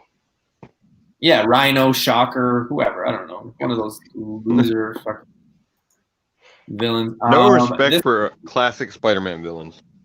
No, fuck that, man. I always thought Scorpion was one of like the corniest villains in that 90s cartoon, man. Like, it was just so, I don't know. Just so weird. I'm thinking of Scorpion in that cartoon, even Rhino, and those 3 in that cartoon were like so terrible. Like, just the fact of this like giant ass, super strength dude in this tight Rhino shirt. Like, you go back to look at the cartoon, it's just like, man, it's such a shame. But anyway, probably shouldn't watch. You probably saw the movies, right? Of course, yeah. Not the Paul Giamatti. Yeah, that one. Yeah, and where he's Rhino. Yeah, that was stupid too. The mech suit Rhino. Yeah, he's stupid too. I'm surprised we haven't seen Rhino yet, but I think they're coming. Well, I don't, we did. That was. yeah, but like as a villain that he fights and stuff like that, not like just like an argument and then the movie ends kind of thing, you know. All right, so we got this one. Nothing going crazy. Warhammer 40K Marinus Calgar. Marnius. Yeah, no, I'm not picking that up. Okay. Well, I mean, you guys know how I feel about long ass titles, so I mean, I'm definitely not picking it up. And that's the reason why. There was literally 4 words. Yeah, it's too much, man. Too much. Just give me the name and the number, like factor, nothing. Boom, Just perfect. want Done. what down? That's it, man. Just let's go. You get one noun, one adjective, and a number. That's all. Yeah, This is why me too. newbies like favorite movie is like Barbershop. No, it's definitely not Barbershop. X Factor number 7. Face, I believe you were still reading and catching this series, correct? Not X Factor so much. I mean, I might pick it up, but Man, I'm picking up all these X titles, and this is probably the one that I'm probably going to be dropping very soon because this is, to me, it's one of the more least interesting titles of the X series so far. So Okay. yeah, I agree. I gotta agree with Hyper. I think it's everybody's favorite time. DC. We have DC. Yay. I'm just kidding, guys. I love DC. No respect. No respect for DC, man. I love DC. How many books we got? We got 2, 4, 6, Serious voice. 8, 9, 10. Oh boy. All right. Let's fly through these. All and kinds get of future state Oh. shit. It's funny. He goes. I love DC, and then he's already counting down how long he has to go through this. I know, right? How you gonna read? Like How you gonna 10 read a books. Can we copy? get through this in 4 minutes? All right, let's go. Man, just pronouncing it on this show, I'm like, oh man, way too much. You guys know, like when Dark Metal, Dark Did you Knight. just call it? Wait, did you just call it Darth Metal? Yeah, he did. I think so. Yeah. I was making a point, man. I was just making a point. Darth Vader and Darth Metal.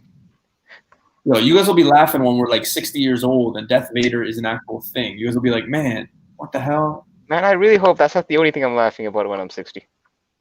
Yeah. DC's the best. Well, hey, let's go. All right. Let's get into it. There's that Future State Second Prince 2. So here's the thing with those. The only one I think is worth, and again, this is my opinion, take it for whatever it's worth, collect whatever way you guys want. I think the only second print that's worth getting is the Red X one. That's it. I think later on you'll be able to find. Yeah, I don't know. It's just What my about opinion. Yara Floor? What about the Wonder Woman?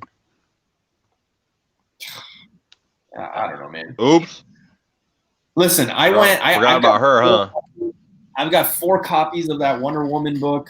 No, I don't know. I mean, it could. I think they have something, according to Keys, anyway, because he's a big fan of it. Red X. I think Red X is probably something that they could do really good things with. So I would probably say that one is probably the one to get. If you guys are saying, the Wonder Woman one, then yeah, sure. And I'd go also as far as even saying Swamp Thing. Thanks, Sparks. Appreciate that, brother. Yeah, but then again, Sparks is not collecting any DC, so. Hey, whatever. Whatever, man. I kind of gave up on that feature. Yeah, I'm actually thinking about selling my Teen Titans Future State book. I would hold off on it just because there's going to be a Teen Titans Academy that's coming out, right, Face? Yes. And also, they haven't even revealed who Red X really is. Right. I swear to God, if they do what Donny Cates did with Virus and they make him be like, I don't know. There's so many theories. Like, what? No, you're like, it's not gonna be someone shitty like Scorpion. I can tell you that. No. God. One name that's been tossed around is Clown Hunter. Clown Hunter. Yeah, I think that's what Clown everybody Hunter is. seems to be the favorite. Yeah. So we'll see. All right, let's get into this before we get into our spec and comic news. So we got some Future State, the next Batman, number 3. Yeah, I mean, I'm picking it up. I hate that price tag. I told you guys. Yeah, it's a large price tag for it. I luckily I haven't hated the side stories. The price tag So alone it is just, hasn't been too bad for me, but Yeah, but it's a very, I don't know, it's a very scummy move that you know that you're buying it just for Batman, and it's like if you want Batman, well, you're gonna have to buy these other 2 stories, like it or not. yeah, it's ridiculous. I mean, Because yeah. and some another channel made this point also. They probably knew that the Outsider story in and of itself wouldn't sell on its own, so they tacked it onto Batman because that's the only way they probably knew that that story would even move. So I yeah. mean, I don't usually get books that high. Like they had that Christmas one, Hyper. Remember that DC one with like all It's the those first weird. the first appearance of Yeah. Quick, I think. Yeah. Yeah, and it was like $8.99. I saw it on the shelves and I was like, I'm not paying almost $15 for this. Like that's ridiculous. And they were only selling for like $20 anyway. Well, I bought it for $10. I only bought it because of that first appearance of that Flash character. Yeah. But again, I didn't pay what eBay prices were. I paid the which cover. one was that? Oh, Justice League. No, Yeah, Or yeah. It was like the issue just before Christmas. So I think it was like the 30th.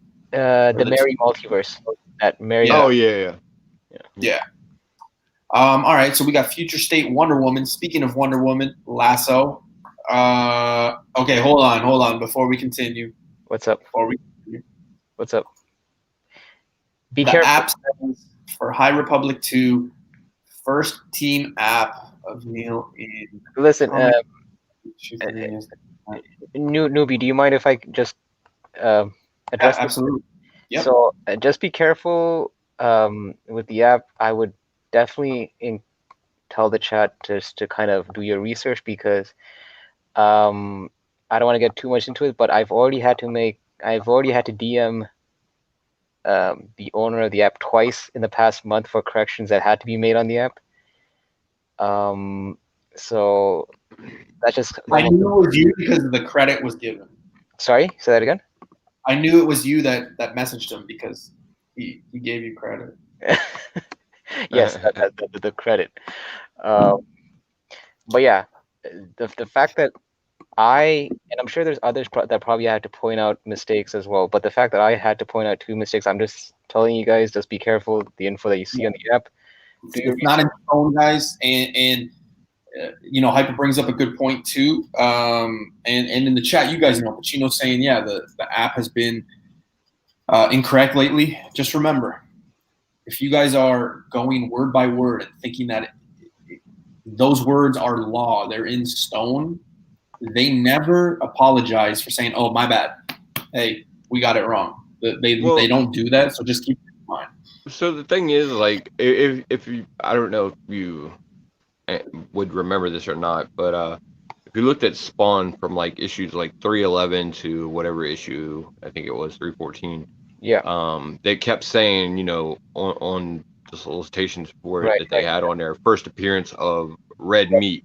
Red Meat, yeah. A character that never showed up. There was never any character that was named Red Meat. It ended up being this character Monolith, but there was on several issues that they thought this character was going to show up in, and they take that from like the solicitations, cover images and rumors that they hear and put that information on there. And as far as these issues go on an issue that's getting ready to come out, it's all speculation and everything. You can't necessarily know for sure unless the solicitation directly tells you that these characters are going to show up, that they are going to be there. A lot of it's just guessing everything. You can't really blame them too much for that, but no, but it should be. It should. I mean, obviously, it would be better to label it as a possible first appearance. But face, yeah, exactly. Whatever. But that was going to be my point. It's the verbiage that they sometimes use. Right. If you say something like possible, likely, Right. The thing I think is really funny is Journo. Shout out to Journo Comics. If you haven't been following, I don't know what you're doing. He's one of the great guys. I love his energy. I love his rawness, natural, just whatever. That's what I love about him. I think I'm similar because, when I don't know something, I just say it. It is what it is. But he had a good point that he made about the app and things like that. Definitely check it out.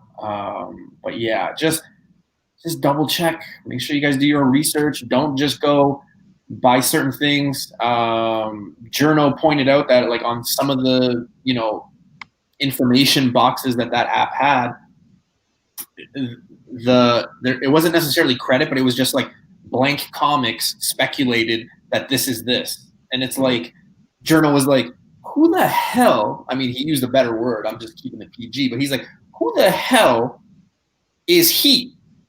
Like, speaking of the guy who speculated, and he's like, who is he to speculate that this is fact? And then they put it on the app and make it fact, and then people go nuts, So, like, he does point out really good. He does make good points, but yeah, sometimes it's just, do your research. Just know that sometimes the information isn't there. If you're a fan of the app, if you're not, this is not a hate, a stab or anything. It's just fact. Like I make my opinions based on what I see and what I've seen the last couple of weeks. This is why I have my opinion. Okay, so if it's corrected, I will correct my opinions. But just I'm trying to help the community, just like Hyper and things like that.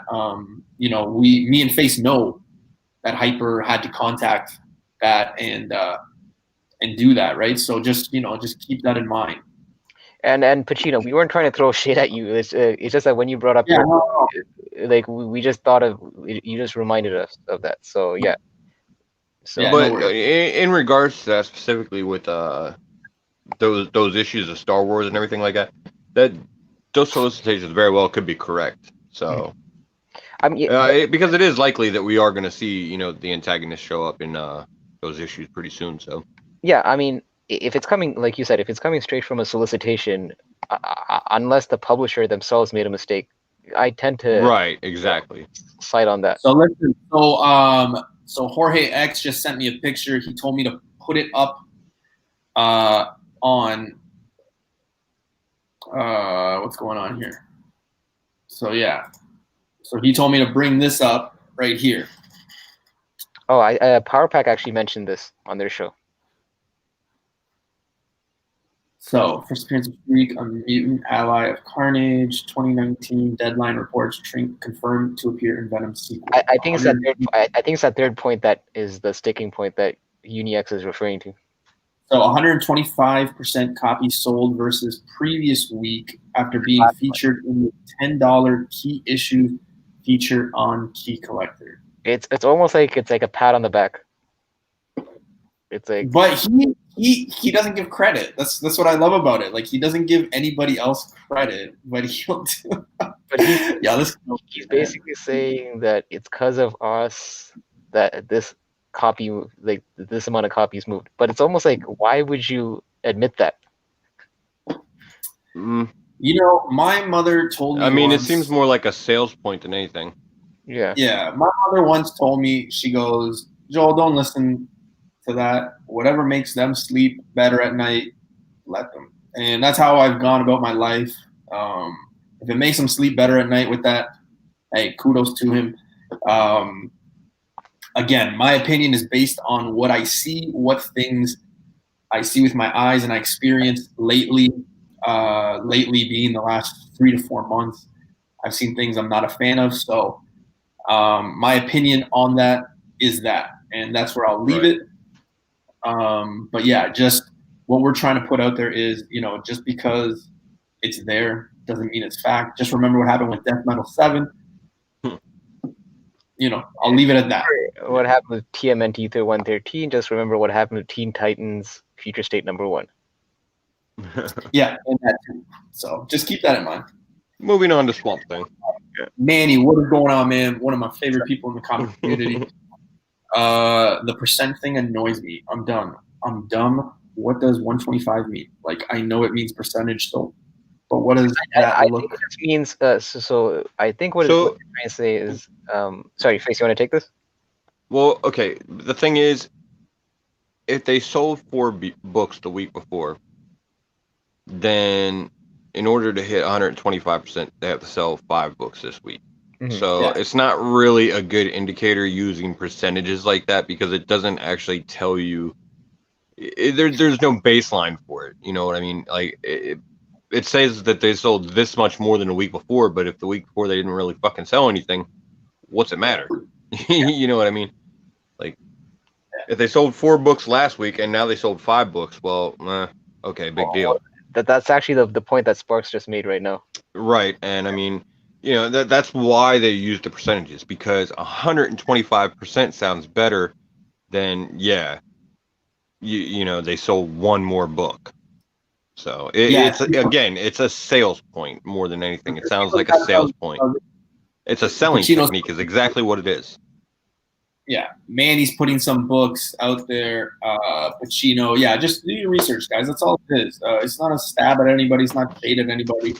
My teachers have been wrong. My professors have been wrong in the past. My boss has been wrong. It just happens, man. Sometimes you just gotta do your job. But yeah, let's move on, guys. Just remember, 85% of stats are false, and only 1 out of 16 things are true. Is that stat even correct? I don't know, man. I don't know. Pretty sure he just made that shit up. Read your spawns. The app has been wrong for several. You know what? I am lucky to have Keys, who is, I believe, Mr. Dupe spawned. If I ever have any questions on spawned or dupe, he's usually very helpful in the sense that he lets us know which issues are what. Shout out to Keys. He had that 314 stuff before anybody. He was giving that information out. So, you know, just keep that in mind. All right, we got Future State Swamp Thing number 2. Swamp Thing number 1 was pretty popular. A lot of people were getting it. Hyper, I believe you are getting number 2, correct? Yes. I haven't read number 1 yet, but I'll probably just read both of them at once because it's going to finish after 2 issues, I mean. So yeah, and it's written by Ramsey. So 99% of all. Yeah, it is 69% of stats. Yeah, man, just crazy. All right, moving on. We got Future State Harley Quinn number 2. Yeah, this one I'll be picking up also. Issue 1. Again, I think the only Future State that I actually read was the Wonder Woman, because I'm kind of behind on my reading. So a lot of these I'm probably just gonna read them in one sitting just to have 1 and 2 back to back. You know, the crazy thing is that actually I'm hearing a lot of good things about a lot of the Future State issues, man. Like it apparently turned out really well. Yeah. Steve, sorry, I apologize. Steve, we'll get to your question as soon as we finish this. And then that way we can head into comic news, comic spec, and then what I'm assuming everyone is here for, the giveaway. Okay? So just give me 1 second, bro. I didn't even know we had a giveaway until you announced it right now. Right. Yeah, I got everybody's entered for that 1,500 sub giveaway. So I got the books ready. I got the wheel. I want to be able to ship the books out probably tomorrow or Tuesday. Nice. So that's kind of why I wanted to do it now. Makes sense. Yeah. Plus, if the person's sleeping and then, you know, they don't watch the show, they just forget. No, I'm just kidding. All right. Superman of Metropolis number 2. Yeah, I'm not. That's one I'm actually skipping. I'm actually skipping, I think, a lot of the Superman issues, to be honest. Yo, Pacino, I actually thought about this too. Like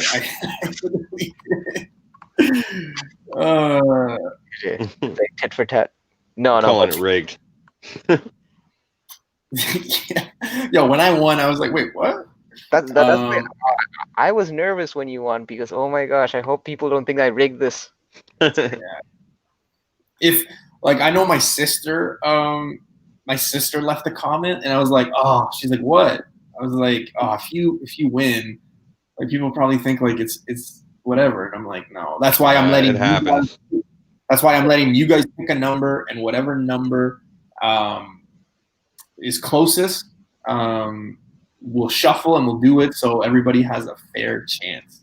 All right, Hellraiser, Rise and Fall number 3. Wait, newbie. Just before you continue, the people in the chat, because I made two last want to know if his name was thrown. Would they would probably have that rules on your IG though, right?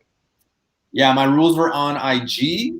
There was a few things you had to do for it. You mind if you can just give him So a quick yes, just so you can. yeah. If you send $10 to Newbie Comics PayPal, no, I'm just kidding. Yeah, I'll see what I can do at the end, brother. No worries. We'll see what we can do. Okay. And we'll do it. Yeah. But I will have another giveaway I'm announcing. So just look out for that as well. But yeah. So Hellraiser, Rise and Fall number 3. Hellblazer, but you know, Hellblazer. Hellraiser is cool too. Yeah. Sorry. Yeah. Pinhead's pissed off about that, just so you know. Is anybody picking this up? Yes, actually, I am. Yeah. I got the first two. It's been a pretty good miniseries so far. To be totally honest, I've enjoyed it. Yeah, and yeah, that's the other thing too. It's had several good covers on it, and this is another good cover. So yeah, Harley Quinn and the Birds of Prey. This is a pass because I already have toilet paper in my house. But this is a pass for me, and this is no disrespect. There's no disrespect to the writers or anything like that, but this is not something I'm spending money on. That's harsh. He said he got toilet paper. Hey man, whatever. No. It's just not something I'm getting. I will say this: this Man Bat number 1 has a dope cover. It is really dope. I really like it. Man Bat was a dope villain in the Batman animated series when I was growing up. I really like this cover. I really like this book. Whether I get it or not, probably not. I just like the character in general. I like the character of Man Bat, like the whole. What's his? I keep forgetting his last name. Kurt something, but Langstrom. Yeah, there you go. Like the doctor that ends up appearing. Yeah. It's cool, but is this an on or is this a mini? I think I'm pretty sure it's a mini. Okay. Yeah.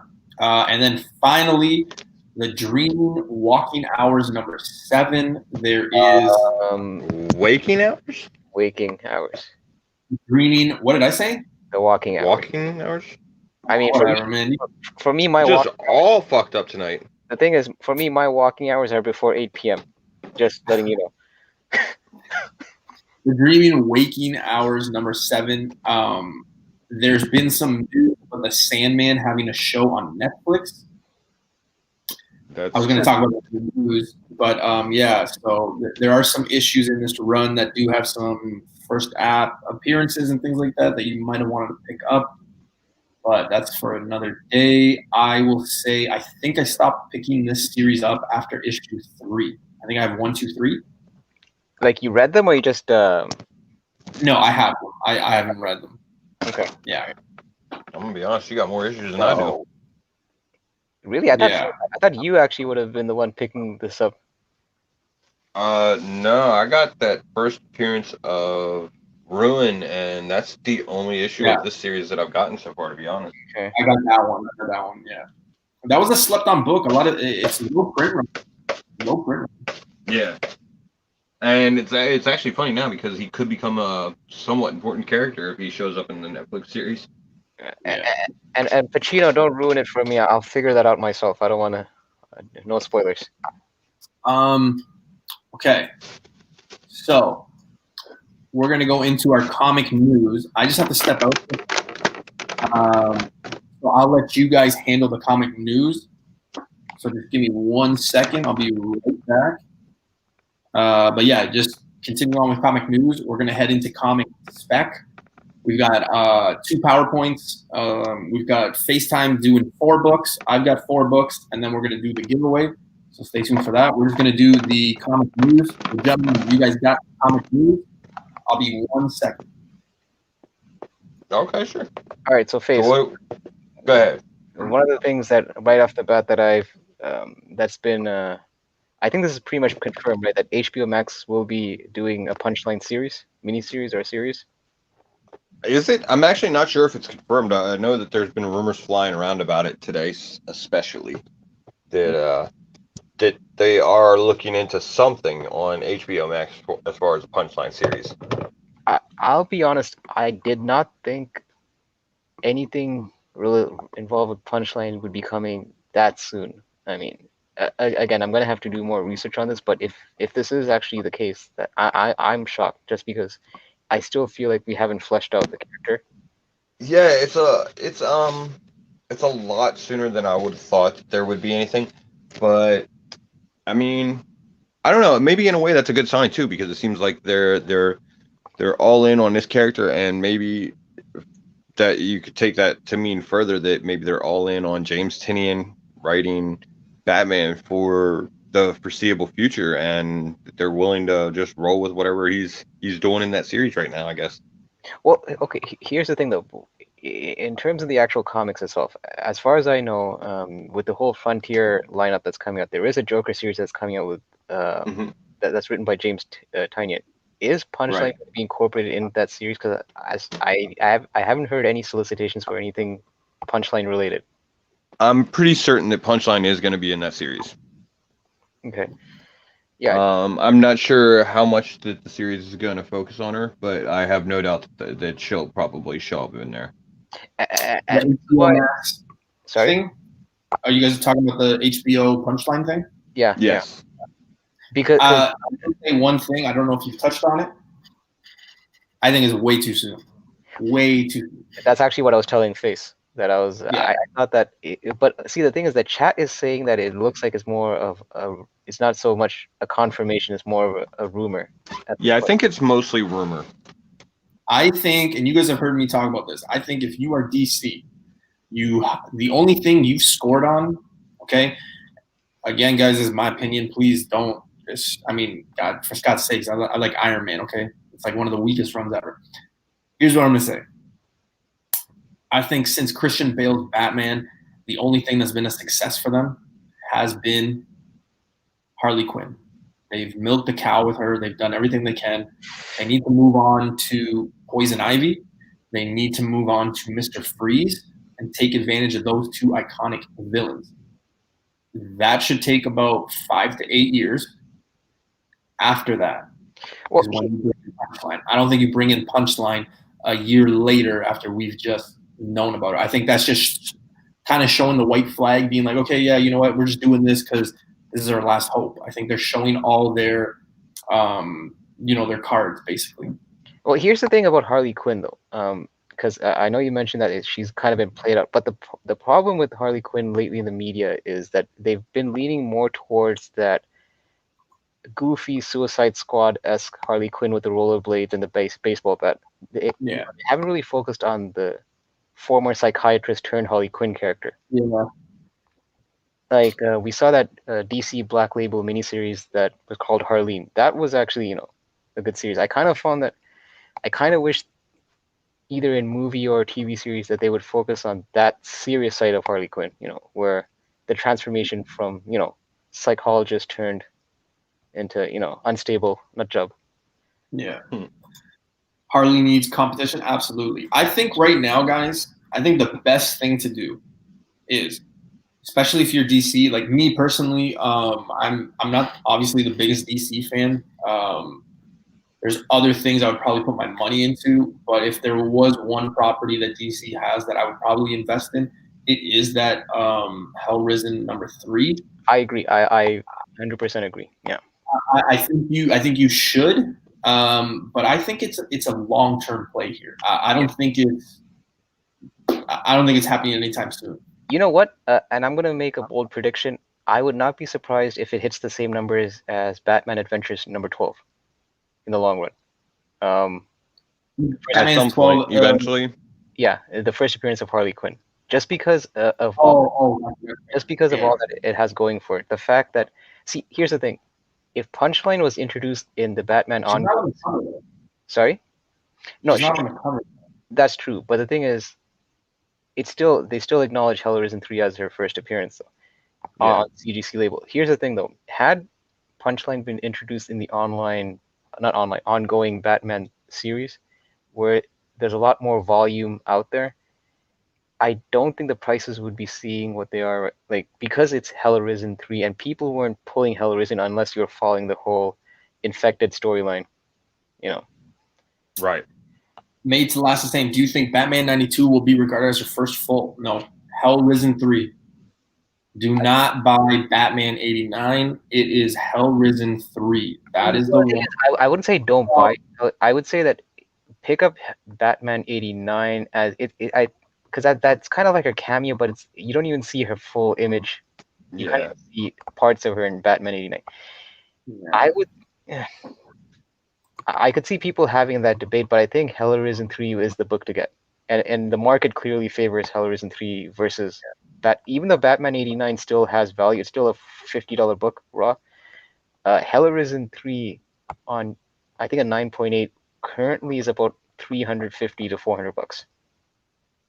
Because I have all three. And yeah, Batman 89 is definitely, the cameo or whatever. If you even want to call it that, it's really not a cameo at all. But of 92, I think, is her first cover. Yeah, she was on the cover and everything with 92. 92 seems more like a first full appearance than Hell Arisen 3, but Hell Arisen 3's pretty much been accepted in the market as first appearance, and that's pretty much just the way it's gonna stay. But the thing is, I remember you could find that 92 with her on the cover up until I think it was October, because I remember me and Keys all summer were like, wow, how is it? Like they had one copy and it was still there, and we were like, how is it still there? And I remember I had mine up basically all summer since release date for $10, and I couldn't even sell it on eBay for $10. Couldn't sell it on eBay. Newbie. Here's the difference though, because when Hell Arisen 3 was when the FOC for Hell Arisen 3 already passed, that's when information leaked that Punchline was going to be featured in Hell Arisen 3, and it frustrated the shops because they had to put their increase on their orders. That's also another driving force why that book sees the value that it is, because people didn't see it coming. Batman 92 was heavily actually, that cover for Batman 92 I think was supposed to be for, wasn't it supposed to be for Batman 90 or 91?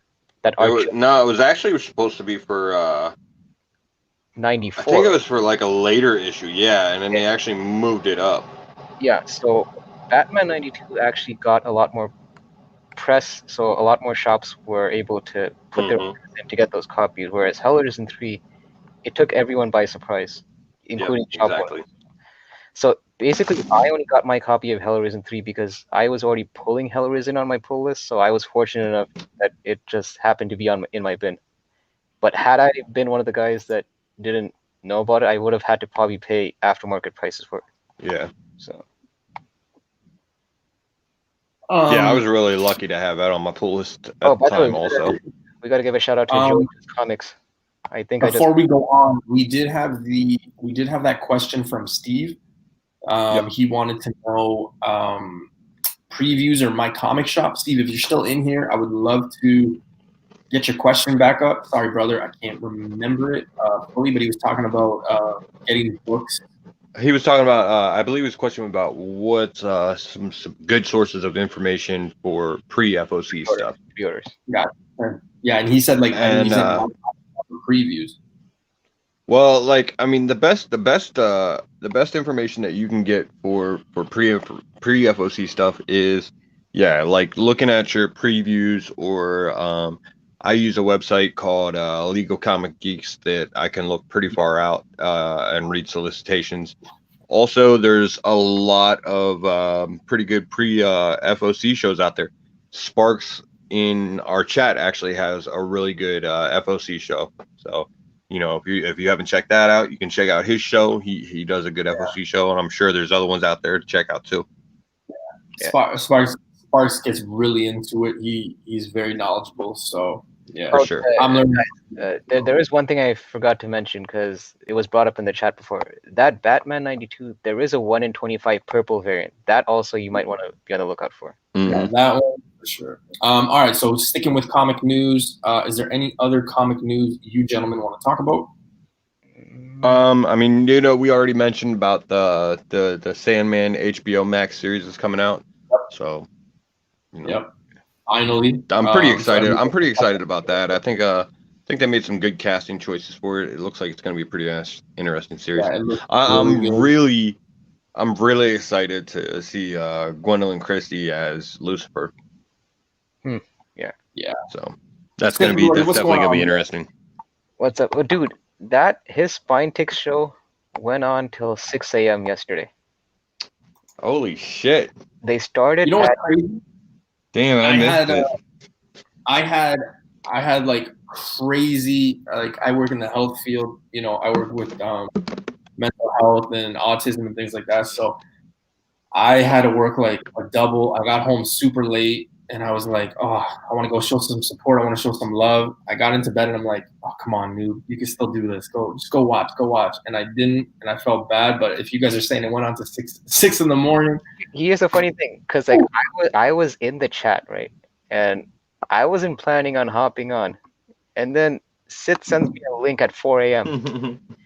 And I'm like, all right, let me just hop on just to say hello. So like, yeah, I popped in. Like, the stream is fun when you can hop on at 4 a.m. and the chat's still going. Right? So yeah, It's crazy. It was a good. That's me. Like, that sounds like drunken chat to me, man. When I go on drunken chat, they start at 12:30. They don't finish until 6 a.m. And sometimes I go to Mel. I go, hey man, it's 2:30. I gotta go. And he's like, dude, are you serious? We're just getting started. I'm like, man, I'm done, man. I'm tired. Like, I can't. That's just what happens when you get people together that they want to talk about comics, that are passionate about it and stuff like that, man. Yeah, but yeah, okay. So yeah, we got the Sandman stuff, the Punchline stuff.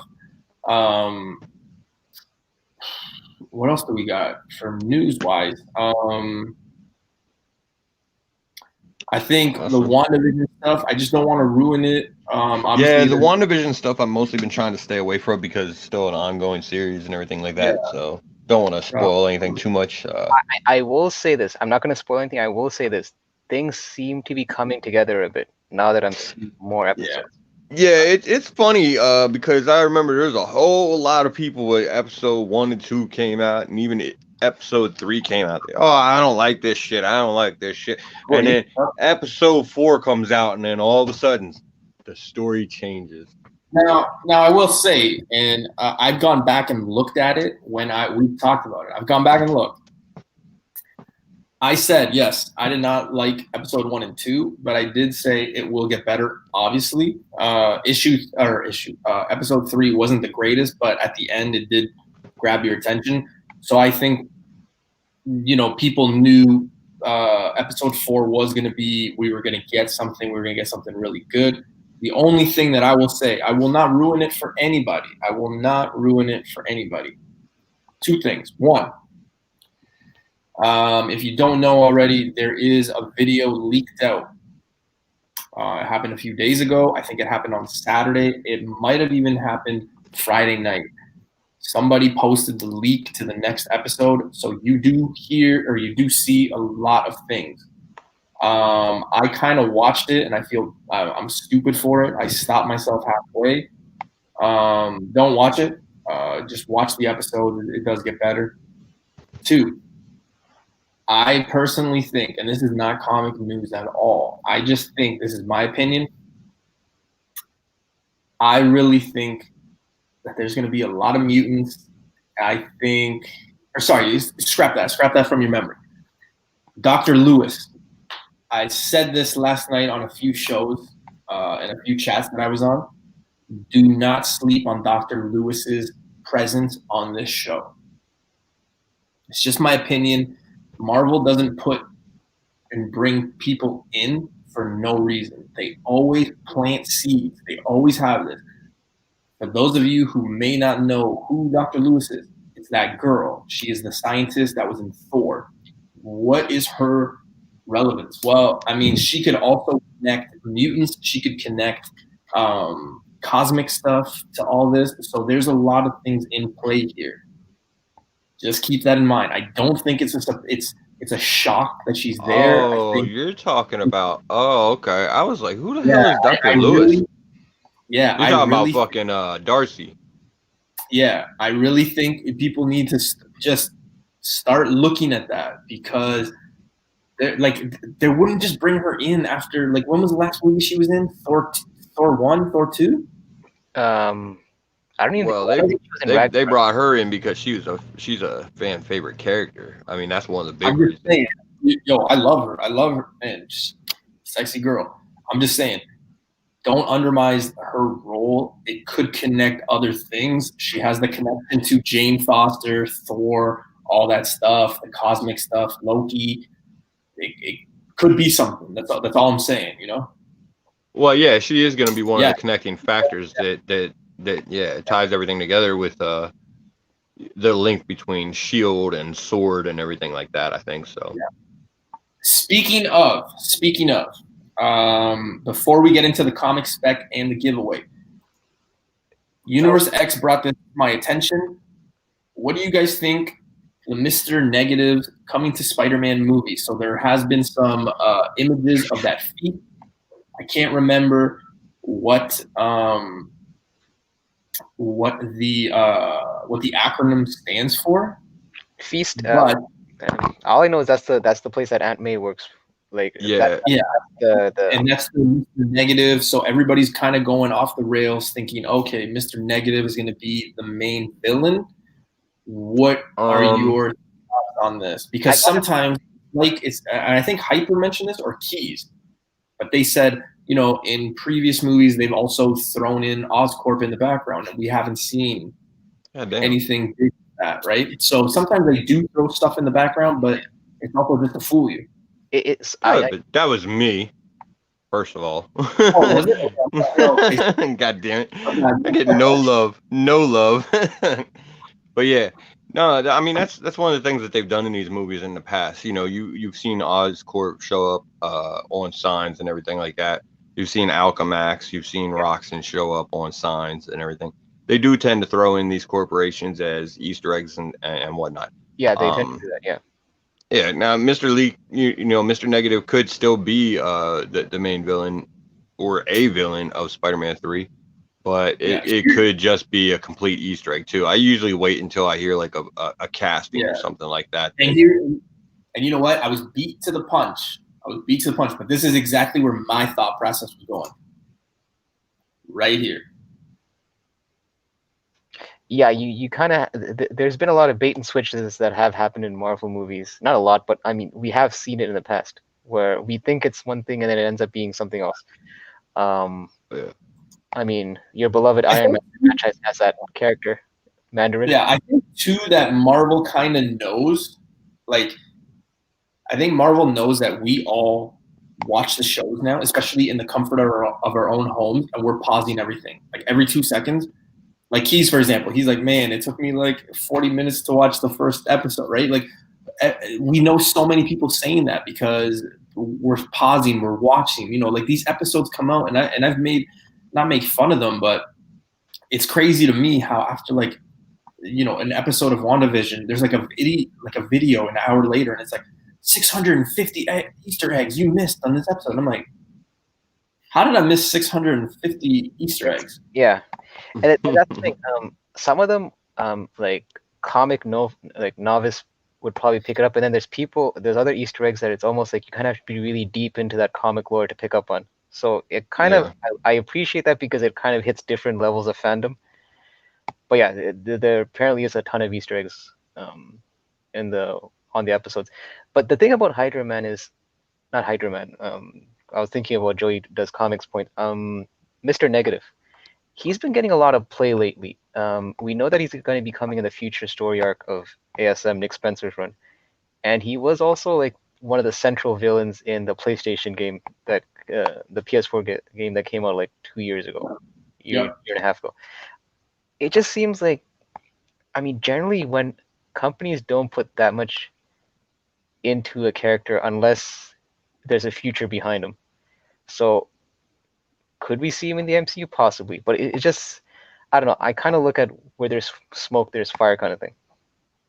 Well, yeah, I mean, see, that's that's one of the other things too with it is when we saw Oscorp in you know, the Amazing Spider-Man, we do know that there was plans to bring in, you know,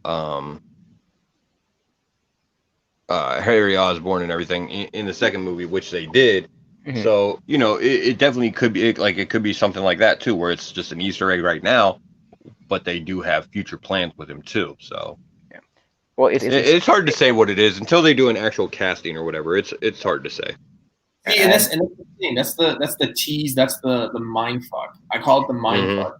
well, see, Now we are all watching, but like sometimes, like I feel like Kevin Feige's like, hey, why don't you put this in the background just to fuck with them, right? And then it gets people going though, because if but- they like for example, people were saying in that episode, right? When they're walking, when I don't want to spoil it. I don't think this is a spoiler, but when Monica's walking with that guy, that director, and they're walking where they're in the spaceships. Like so many people were messaging me, and even me, I paused it because I was like, okay, wait, am I going to see any like Armored Wars, Iron Man stuff in the background? Like that's where my mind went, right? but here's the thing, Newbie. And I don't. it's like, But the thing is, I don't think it's so much the case of Marvel trying to mess with us. I think it's the case where I think they're putting these Easter eggs almost as fan service, because the thing Yeah. is, you can't put everything, like you can't introduce all the characters you want, right? So it's almost like guys like us that read the comics, we might kind of fanboy out when we see certain nods to certain issues or something like that. I'm not Right. sure. I mean, I think maybe the Spec side of us might feel a bit disappointed, but yeah. I think You know how it is, man. Fuck yeah. Yo, what is this white? Wanda had a white cup in her hand. Oh, this must mean that white tiger cup. Just like stupid shit like that, man. It's Hillbilly is actually feeling how I'm feeling, man, because I've been saying this for a few years, kind of in the same content as how I was thinking of Moon Knight, and it finally happened. But how are they teasing Sinister Six so much, and then they want to go with Mr. Negative? you know what That's the the thing. They could go. Here's the funny thing: in the PS4 game, he was actually one of the Sinister Six. They actually used him as one of the Sinister Six characters. And they could do the same thing in the movie series. It's a possibility, But yeah, I do think you're gonna see the iteration of the Sinister Six. I think that's what they're trying to build to. Yeah, I just don't think you might see the OG Sinister Six. Right. Exactly. But see, here's the thing. I think we're going to see the newer one. I have a big gut feeling. Again, it's gut. I don't know anybody. My parents don't work for Marvel. I don't work for Marvel. I just think we're going to see that newer, modern with Miles' uncle. So see, it's just like it was like somebody just said in chat. That they've been trying to do the Sinister Six for so long now, and they just keep fucking failing at it and everything. It almost makes me wonder if maybe it's not just more suited to comics than it is a movie. Maybe it's just the Sinister Six is just too much for a movie, like Spider-Man. I mean, does it really make sense that Spider-Man's taking on these 6 dudes that should just kick the shit out of him by bum rushing him from go? Not really. He always seems to have his handful with max 2 villains in a movie. And, right? Like, I mean, obviously the only way this can work is if he has allies. I don't think it's going to be Spider-Man versus all 6. I think they're going to have allies. Moon Knight. That would make sense. Yeah, and right. Uniax brings up a good point also. Don't wait until these characters are confirmed. If there's an inkling of a chance that Mr. Negative might appear, maybe pick up that ASM. What is it, 546, right? Oh, for sure, because this would be the time when it's the cheapest. So yeah, the one that I'm talking about. No, his first appearance, Mr. For Mr. Negative's first appearance. Right. That's 546, I believe, right? Yeah. All right, well, guys, if that's it for comic news, let's get into it. FaceTime has 4 books he's going to be specking on. I've got 4 books I'm going to be specking on. Let's get to it. Let's get to the spec side of things. Face, are you ready? All right, sounds good. All right, here we go. FaceTime.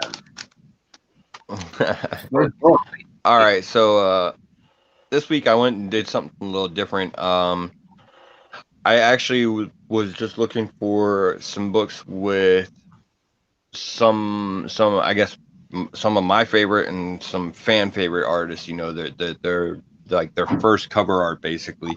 especially when it's on some books like this, Voltron, A Legend Forged #1, first cover art by Jenny Frison. There is actually another book that she did at right around the same time that was her first commissioned artwork. Came out like I think a week after this one. So this is Jenny Frison's first cover art, and it's still a relatively affordable book, especially if you like Jenny Frison art. And I mean, obviously it's a dope cover. Mhm. So Face, before you go on. Let me be clear. I did not do this PowerPoint. Newbie put this together. I sent the pictures to Newbie, and Newbie put the PowerPoint together for me. I want to be clear. I did not put in that much effort. I got pictures. That was as far as I was going with it. Newbie took the time. We all thank Newbie for this. It's beautiful. He did a great job. It's funny how Newbie's the one that wanted to stop the adulation. $100. Well, as soon as they mentioned PowerPoint, I had to get that cleared up. Listen, that I did not do this. 125% of my PowerPoints have doubled since I started doing PowerPoints. Okay, so just keep that in mind. And the sales on this book are going to go up by 125% because we know UniX is going out and get it. It's one of his grants. I see what you guys did. Yeah. So yeah. And again, it is her first cover art as well, so that's that means a lot. So yeah. I mean, that's kind of the spec side of it because these artists and stuff, like it's just a different type of spec. Some people want to spec on the stories and everything like that. This is just more of a spec on the artist itself. It does help, especially when they have a big Jim Lee's first art was that Bad Santa or something samurai, right? Or something. Yeah. That book goes for a bit just because it's one of Jim Lee's first Jim Lee artwork. All right, so here we go. This one's a little different. It was on WWE #8, and it was actually a 1 in 25 incentive cover variant by Jen Bartel, and I believe that's Charlotte Flair on the cover that she did. Charlotte Flair, yeah. Charlotte Flair, daughter of the Nature Boy. Yeah, exactly. So I don't watch wrestling. I haven't watched wrestling since The Rock left. But apparently she's already like a 12 or 13 time champ. They're trying to make her kind of get up there where her dad was. But the thing is, that's something. It doesn't surprise me. They've been playing hot potato with that belt lately, where it seems like there's been a champion for like a few months and then they pass it on. So getting 12 titles at this point doesn't mean much. I think isn't that what they always do though? No, but before you would have longer title reigns. But now to kind of pump the ratings, they're kind of passing on the title from, one person to the next, just kind of boost storylines. And it's funny you mentioned that because tonight is actually the Royal Rumble. So that's why I told Pacino no spoilers. Guys, this is also the first appearance of a PowerPoint by Face, but by Newbie Comics. Yeah, with an assist by Newbie Comics. Yeah. So this one, I didn't even know that this was out there, but yeah, wrestling, I mean, let's be real. It's got a huge, huge market. All right. Next one. So yeah, and this one's a little bit more interesting because this is actually one of the first covers by Stephanie Hans, and it's on Firestar Women of Marvel #1. There is actually another cover that Stephanie Hans did that was before this. It's called, I believe, Galatea or something like that. But it's actually a French comic, so I'm not really sure if that would even be feasible for me to try and find. This was the first, mainstream U.S. work that she did that would be reasonable to possibly pick up, and she's the one that just did the really dope Yoda cover for High Republic. The High Republic that just blew up. It's like a $40 book now. Yeah, another great artist, and this is her first cover. Bro, that is not fucking happening. I like it. That's exactly how that went down. That is exactly. Face talks like the guys from the 50s. Like, go get him, toots. Right? You got it, champ. Hey, go get him, Knock- Tiger. Knock it out of the park, sport. I want my PowerPoint to see. That is not how it goes. But yeah. All right. And the final book on FaceTime's Spec is Fourth and final one we got this week. Oh, this is a good one. Shadow Man 16. First cover art by Clayton Crane. And there was actually, like the PowerPoint says here, there is a glow-in-the-dark variant of this one also. And the fun fact about this one is, for whatever reason, he thought it would be cool to spell his name with K's. So he signed it Clayton Crane, but It's a good thing he doesn't have a third. with K's. Yeah, it's a good thing he doesn't have a third name. I'm wondering if I get Shadow Man 16 and send it into him, can I get him to do the Infinity Sig with the K's? No, but imagine if he had a middle name that also had a K in it. Oh, I know, right? That would just be really bad. That initial will not go very well. No, not well at all. a variant, though. Is this the cover A for it? The cover A and the variant actually look the same. The only difference is the variant is the glow in dark. Okay. Cool. Well, that's FaceTime's. That's my 4 artists for this week. And the thing is, Face, correct me if I'm wrong, those glow-in-the-dark covers back in the day, aren't they a bit more condition sensitive because they tend to get scratches on them as well, right? Yeah, they didn't hold up as well as the ones that they make now. Whatever it was that they used in the glow-in-the-dark ink just didn't seem to hold up. Mm-hmm. Well, guys, I think it's that time. Slow down. I'm on eBay. Drunken chat where they kind of throw it and it's like my bad. Well, It's funny. Those are really good. The term sharks is actually I heard that from Drunken Chat, son. Right? Yeah, we're doing our best. Like I know I don't want to put pressure on Face or Hyper. We're gonna be trying our best to get you guys at least 8 books a week. I will always get you guys 4 books. But yeah, just keep in mind, guys, life happens. We all work. We all have things happen. There's a pandemic. The world is what it is right now. So sometimes we have Spec, sometimes we don't. This week we do. So we had 4 books. Next week, Face will have another 4. I have a 4. And hopefully I'll have one. Yeah. But life happens, guys. So just keep that in mind, right? We're trying to put out the best information we can for the community and things like that, okay? So with that said, let's get into Newbie Comics Spec. So from the guy who brought you, Yolanda, Death Vader, comes the following slide. You need Morgan. And FaceTime's first PowerPoint. You need Morgan Freeman or someone to do that narrative for you. Samuel L. Jackson to throw in a couple of obligatory motherfuckers. Yeah. All right. So these books, I'm really, I'm very invested in. Again, you guys know I'm not a pump and dump. I don't talk about a book unless I am buying it or looking to buy it. Those are the only 2 reasons why I tell people to buy this book. Probably why you probably won't see a lot of DC and a lot of Star Wars. 1, because I don't know a lot of Star Wars, and 2, there's not a lot of DC stuff I like. But when I do put some DC stuff in there, it just goes to show you that I do, want it. So please, that's the one thing when I talk Spec, I want you to occasionally is I am not trying to pump and dump or anything.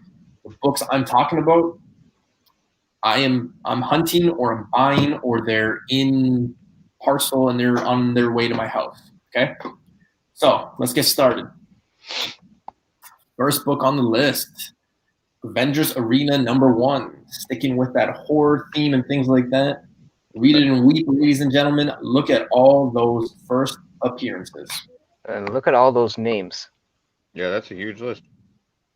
Now, one might think, newbie, what's this book going for? I've never seen this book before. It is about $16 Canadian in a 9496 raw. It is a very good book to have in your collection. It is a very good book that could double, maybe triple. It's a really good story. Again, all those first appearances. If you send this book to CGC, I don't think they're going to put the first appearance to all of that. I very highly doubt that. You might get a nothing on the citation. I have not seen one of these books graded, but again, look at the names in there. You might be surprised. UniX is asking, do you know what this whole story, the Avengers Arena, is about? Do you know if Not fully, because I haven't received the book. Okay. But I was reading, things about it. If I remember right, they're like a young class of Avengers end up like, I think they get kidnapped by Arcade or some shit like that, and end up in Murder World. Yeah, something like that. Kind of like the first arc, basically. Yeah. Storyline. There are rumblings of some of these characters showing up. Again, it is 2020, the year of anybody can show up. But yeah, just the book I think people should be on the lookout for. Like Universe X said right here, shit, never seen this before. A lot of people haven't. Yeah, and it's not. Yeah. Yeah. So just be on the lookout for it. Again, it's $16 Canadian for a 94.96. So I'm expecting next week to see 125% up sale of this book. Okay? At least 120, maybe 150. Wait, while you're checking, I'm just gonna check if it's being graded just to see what the labeling says. Yeah, Steve Bradley says CGC lists at least 6 of the first appearances. Okay, so you found them. All right, cool. Oh, do they? Wow. Cool. Bricks is saying he has this series, was really good. Sweet. So that always adds to the book as well. Next book on the list, I've talked about this book many times. What does that tell you? I'm picking up multiple copies. I was lucky enough to pick up 2 copies in dollar bins. They were both graded at a 9.4 and 9.6. So I guess contradicted myself because both of them weren't. Yeah, they were not both graded at anything. One was 9.4, one was 9.6. This team is coming. I truly believe that. It's super cheap. Found it in dollar bins, like it says there. The reward over risk here, the reward over risk in this book is massive, like huge. Newbie's biggest mistake tonight, saying it's 2020, not going through that year yet. Sorry, man. Right? Yeah. This book is really good. The only mistake I made when talking about this book, I didn't bring up the there is a variant. I think it's a 1 in 25 variant. Incentive. It is super hard to find. How hard? 1 in 25. Haha. No. It's really hard to find. A 9.8 actually was selling for about $289 American, somewhere around there. I understand the point in putting those notations on there for these incentives and everything like that, because that's essentially the ratio that they are intended to be given out at. But those ratios are very, very misleading. Sorry, no. Because there's a world of difference between, like, let's say like okay, here's a perfect example. Like a Marvel 1 in 25 or 1 in 50, you'll probably see more copies of those around, even though they're a much higher ratio than you'll see of like the 1 in 10 ratio for Usagi Yojimbo number 18. Yeah. Because they're issued at 1 in 10 or 1 in 25, but not every store orders those numbers. So not every store will get those incentives, so they're not actually out there in that quantity. But I just like how I just like how your rationale is like, how rare is it? And then you just basically gave me the ratio all over again. That's exactly. I'm trying to keep things light and fun here, man. So I really do think that this team is coming. I have high hopes for it. Who's in this team? Well, you got Sam Alexander, you have Kamala Khan, you have Miles Morales, Riri Williams. She's not on the cover, but she is. Oh, I see. We're not using our made-up names. Yeah. What's the chick's name? Vision's Viv. daughter, Viv. Viv. She's on it. Vision. But yeah, it is a book you can find super cheap. Just keep in mind, see how the C there, that golden C is. That will let you know that it is the first print. I believe the third print has that C in blue. So just keep that in mind, okay? What's the second print got the C in? It's a second print that has the C in blue. Oh, the second? Okay, sorry. There is multiple prints, so that's why.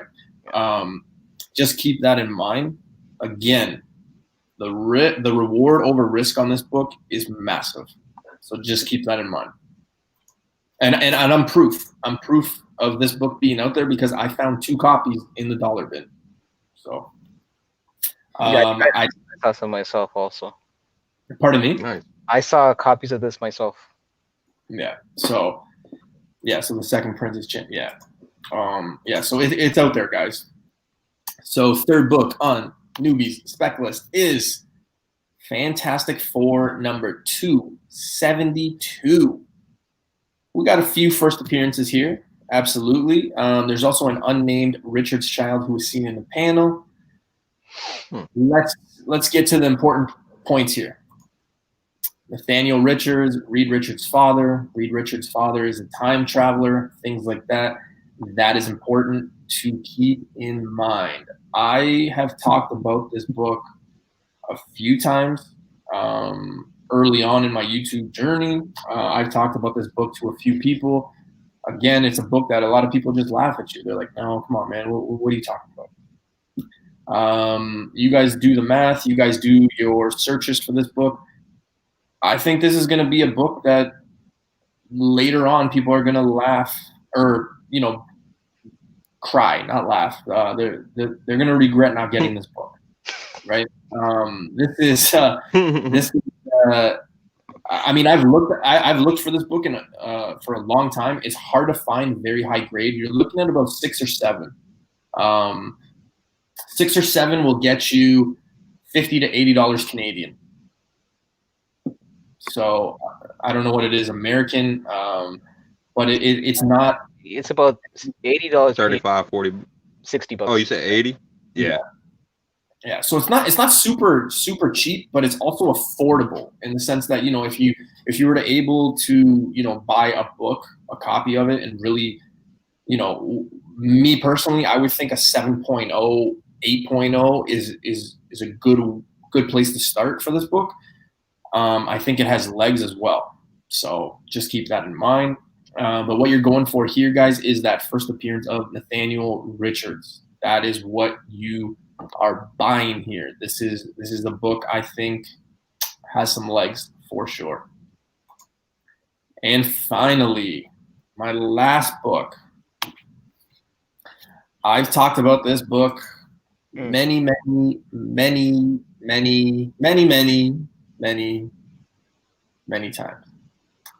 First appearance of Frankie Ray as Nova. Her first appearance is Fantastic Four 164, I believe. If you want to get that book, go for it. You can find that book in dollar bins, back issue bins, everything like that. I would probably grab both if you're able to at a good price point. However, this is the one you want to pick up. You guys hear me talk about it. You guys hear other people talk about it as well. You want to get the character when they are what they are. So Frankie Ray as Nova. Me personally, guys, I mean, I talked about this in my Galactus Heralds video. I think this is going to happen. I think we're going to see her as a Nova eventually. I think Richard Rider is going to be super quick.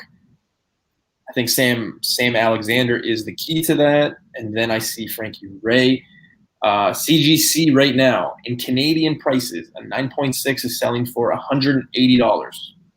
Raw copies are anywhere between $2 and $30 in back issue bins. This book again has huge reward over risk. So if you can find it cheap, Keys. I was talking to Keys about this, and Keys is like, man, I remember when you popped that book up from a back issue bin and told me, yo, this is going to be something, and then I put it back. And the only reason I put it back was because I had bought a higher grade issue, and that book was $12. And I was like, I'm going to I'm not gonna pay $12 for this. What the hell's going on here? So I think I know where Keys is going when the store's open. I think he's gonna go to that shop and pick this book up. But this is definitely a book and a character I can see, guys. The only thing that really scares me is that whole CGC 9.6 selling at 180 right now. Because what that means is the buy-in for a character that we know nothing about, there is 0.000% chance that there's no Easter eggs of her. You're going in blind to this at 180. That is the only scary part about this. So my recommendation is do your research, take a look at those bins.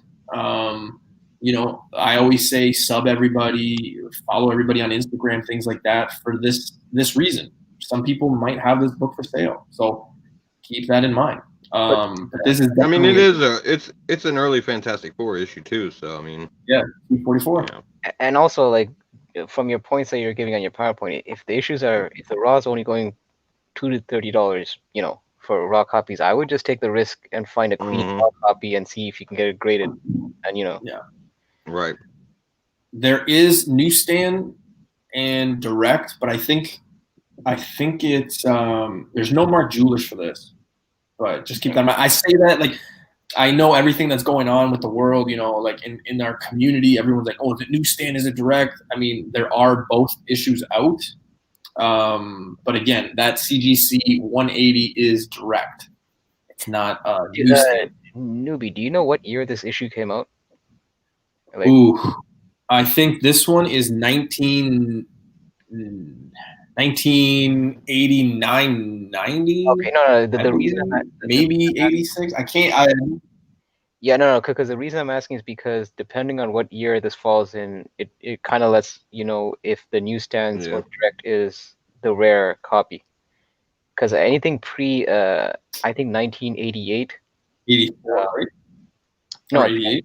Yeah, it's like from late 88 and below. Direct is actually more rare than the newsstand. It's only the tail. I think it's 1980, 93. You know what? Let me just look it up. We got it. 82. 82. Okay, so you know what? In that case, you'd want to get the direct edition. Yeah. So like I said, guys, the only thing that really scares me from it, from a point of buying it graded, is the fact that 9.6 is selling for 180, and here's why: because for that price point, or even just a few bucks more, there are other books out there that you can get. You can get Fantastic Four low grade 66, 67, 45. Like those books are in the 250 to 280 range. So that is kind of where I make that argument of that's probably the only scary thing about this, right?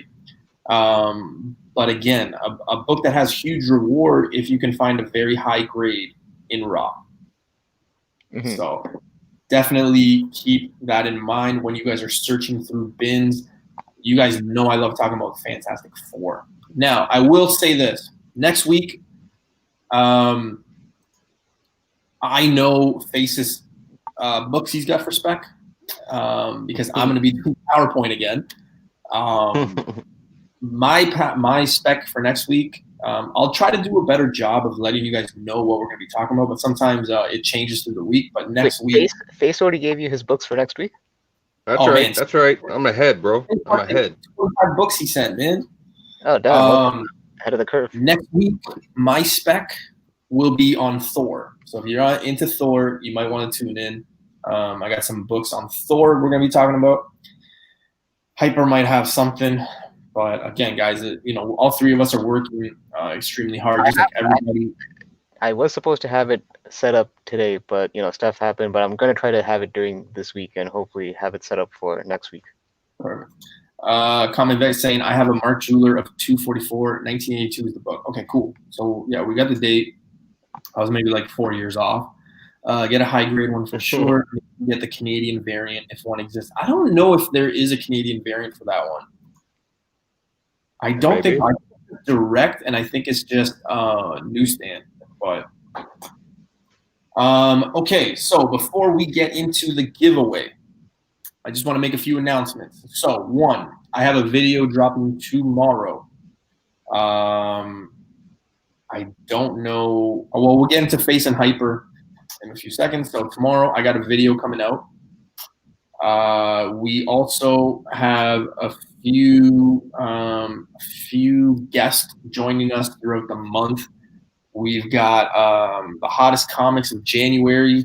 Oh, wait, Newbie, just to cut you off. I just looked up your issue. There is a Mark Jewelers insert for that Frankie Ray. Okay, cool. Yeah. Sorry. Cool. Yeah. No, it's all good. So I got a video dropping tomorrow. Tuesday, we're going with the hottest comics of January. We're going to be touching base.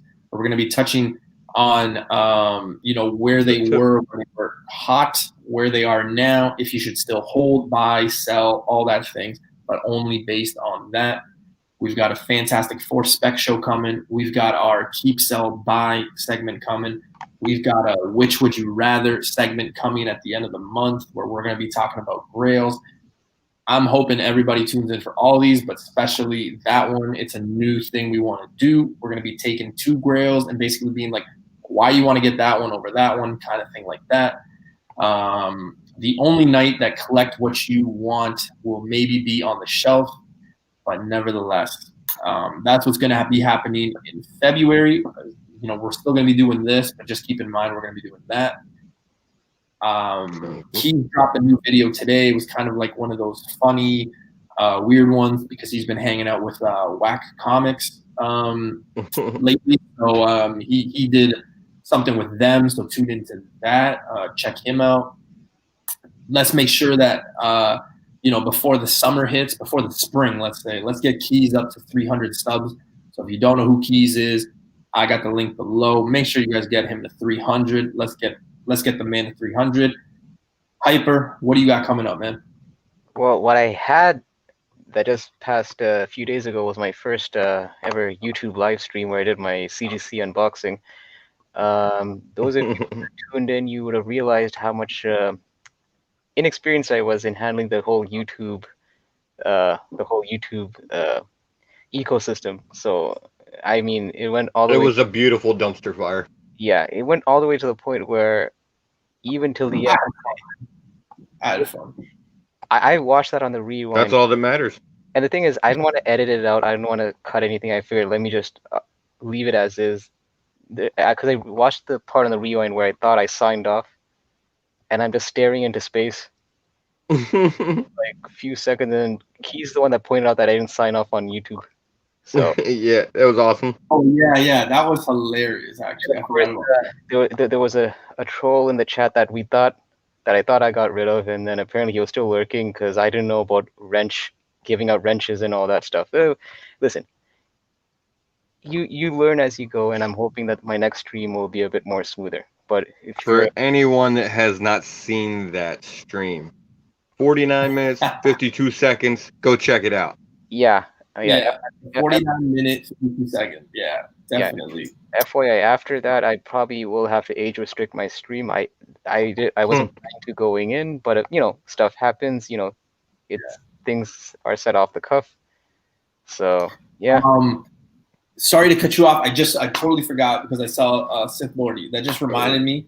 I know I said we were gonna have some new guests on. I'm not gonna spoil it for you because I don't want to jinx it. But I've been in talks with some people. But we're also going to be having a lot of other people, joining us. You guys know I love building the community and things like that, introducing people to new chats and things like that. So please tune in.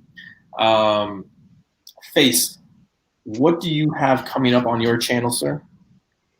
Me and Keys are actually going to be working on our video this week, later this week, for an indie. Well, it's more of an indie series.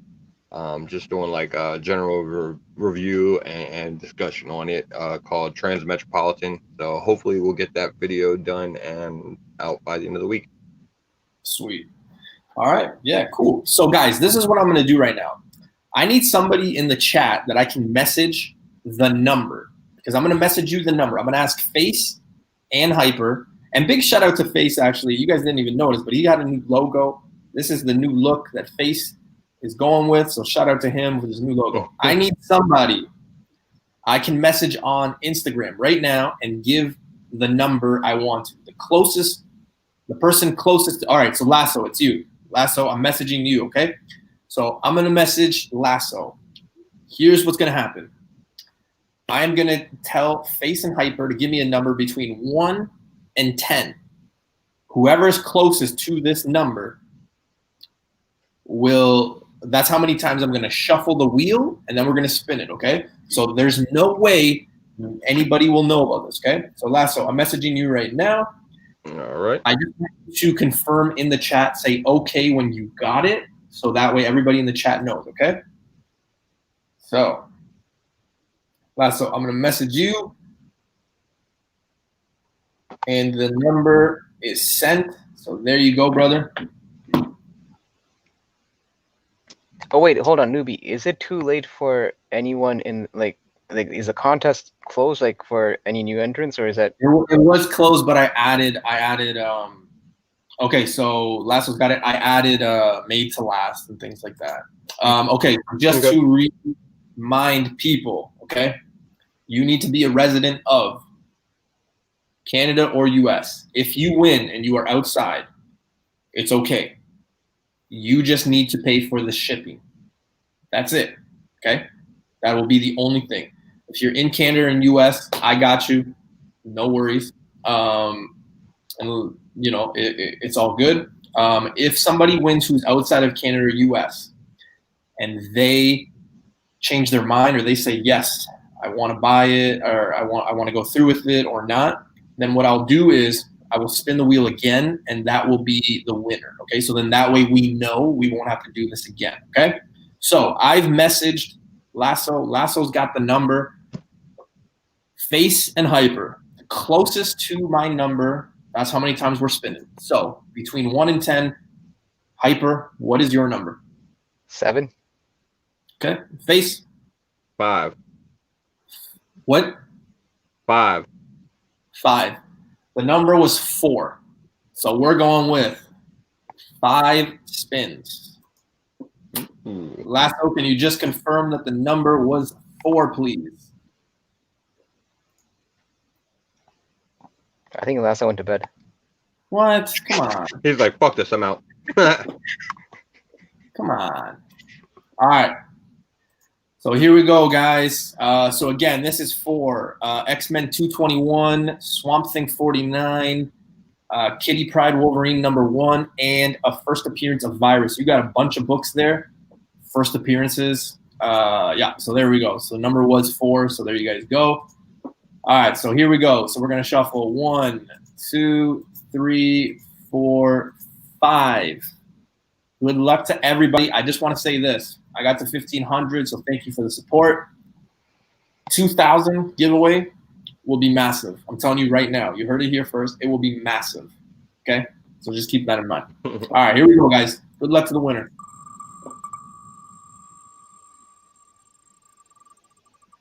Is it Hyper? No, it's Oh, Comic Good. All right, cool. Dude. fellow Canadian. He's from Ottawa. Sweet. So there we go. Perfect. So we will. Congratulations to the comic dude. Yeah, that's awesome, dude. So I will. I'll contact you unless you're watching secretly. But yeah, there it is. Sweet. So guys, just keep that in mind. I will, hopefully get to that range, but I will have a. I will have a big one for 2,000. I can't reiterate, the appreciation for the support. You guys tuning in and things like that means a lot. So thank you. You guys could be watching like Gossip Girl or, something on TV, but you chose to hang out with us. So thank you.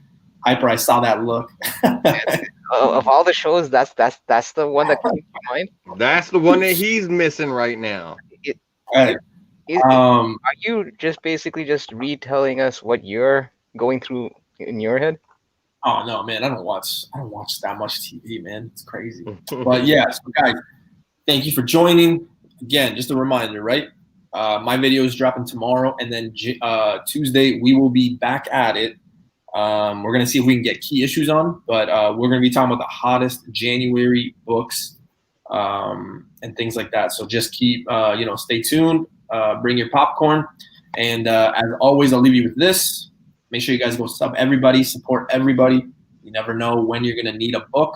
You need somebody that's going to buy a book, or you just need to talk about something spec-wise or news-wise. So just keep that in mind, all right? All right, guys.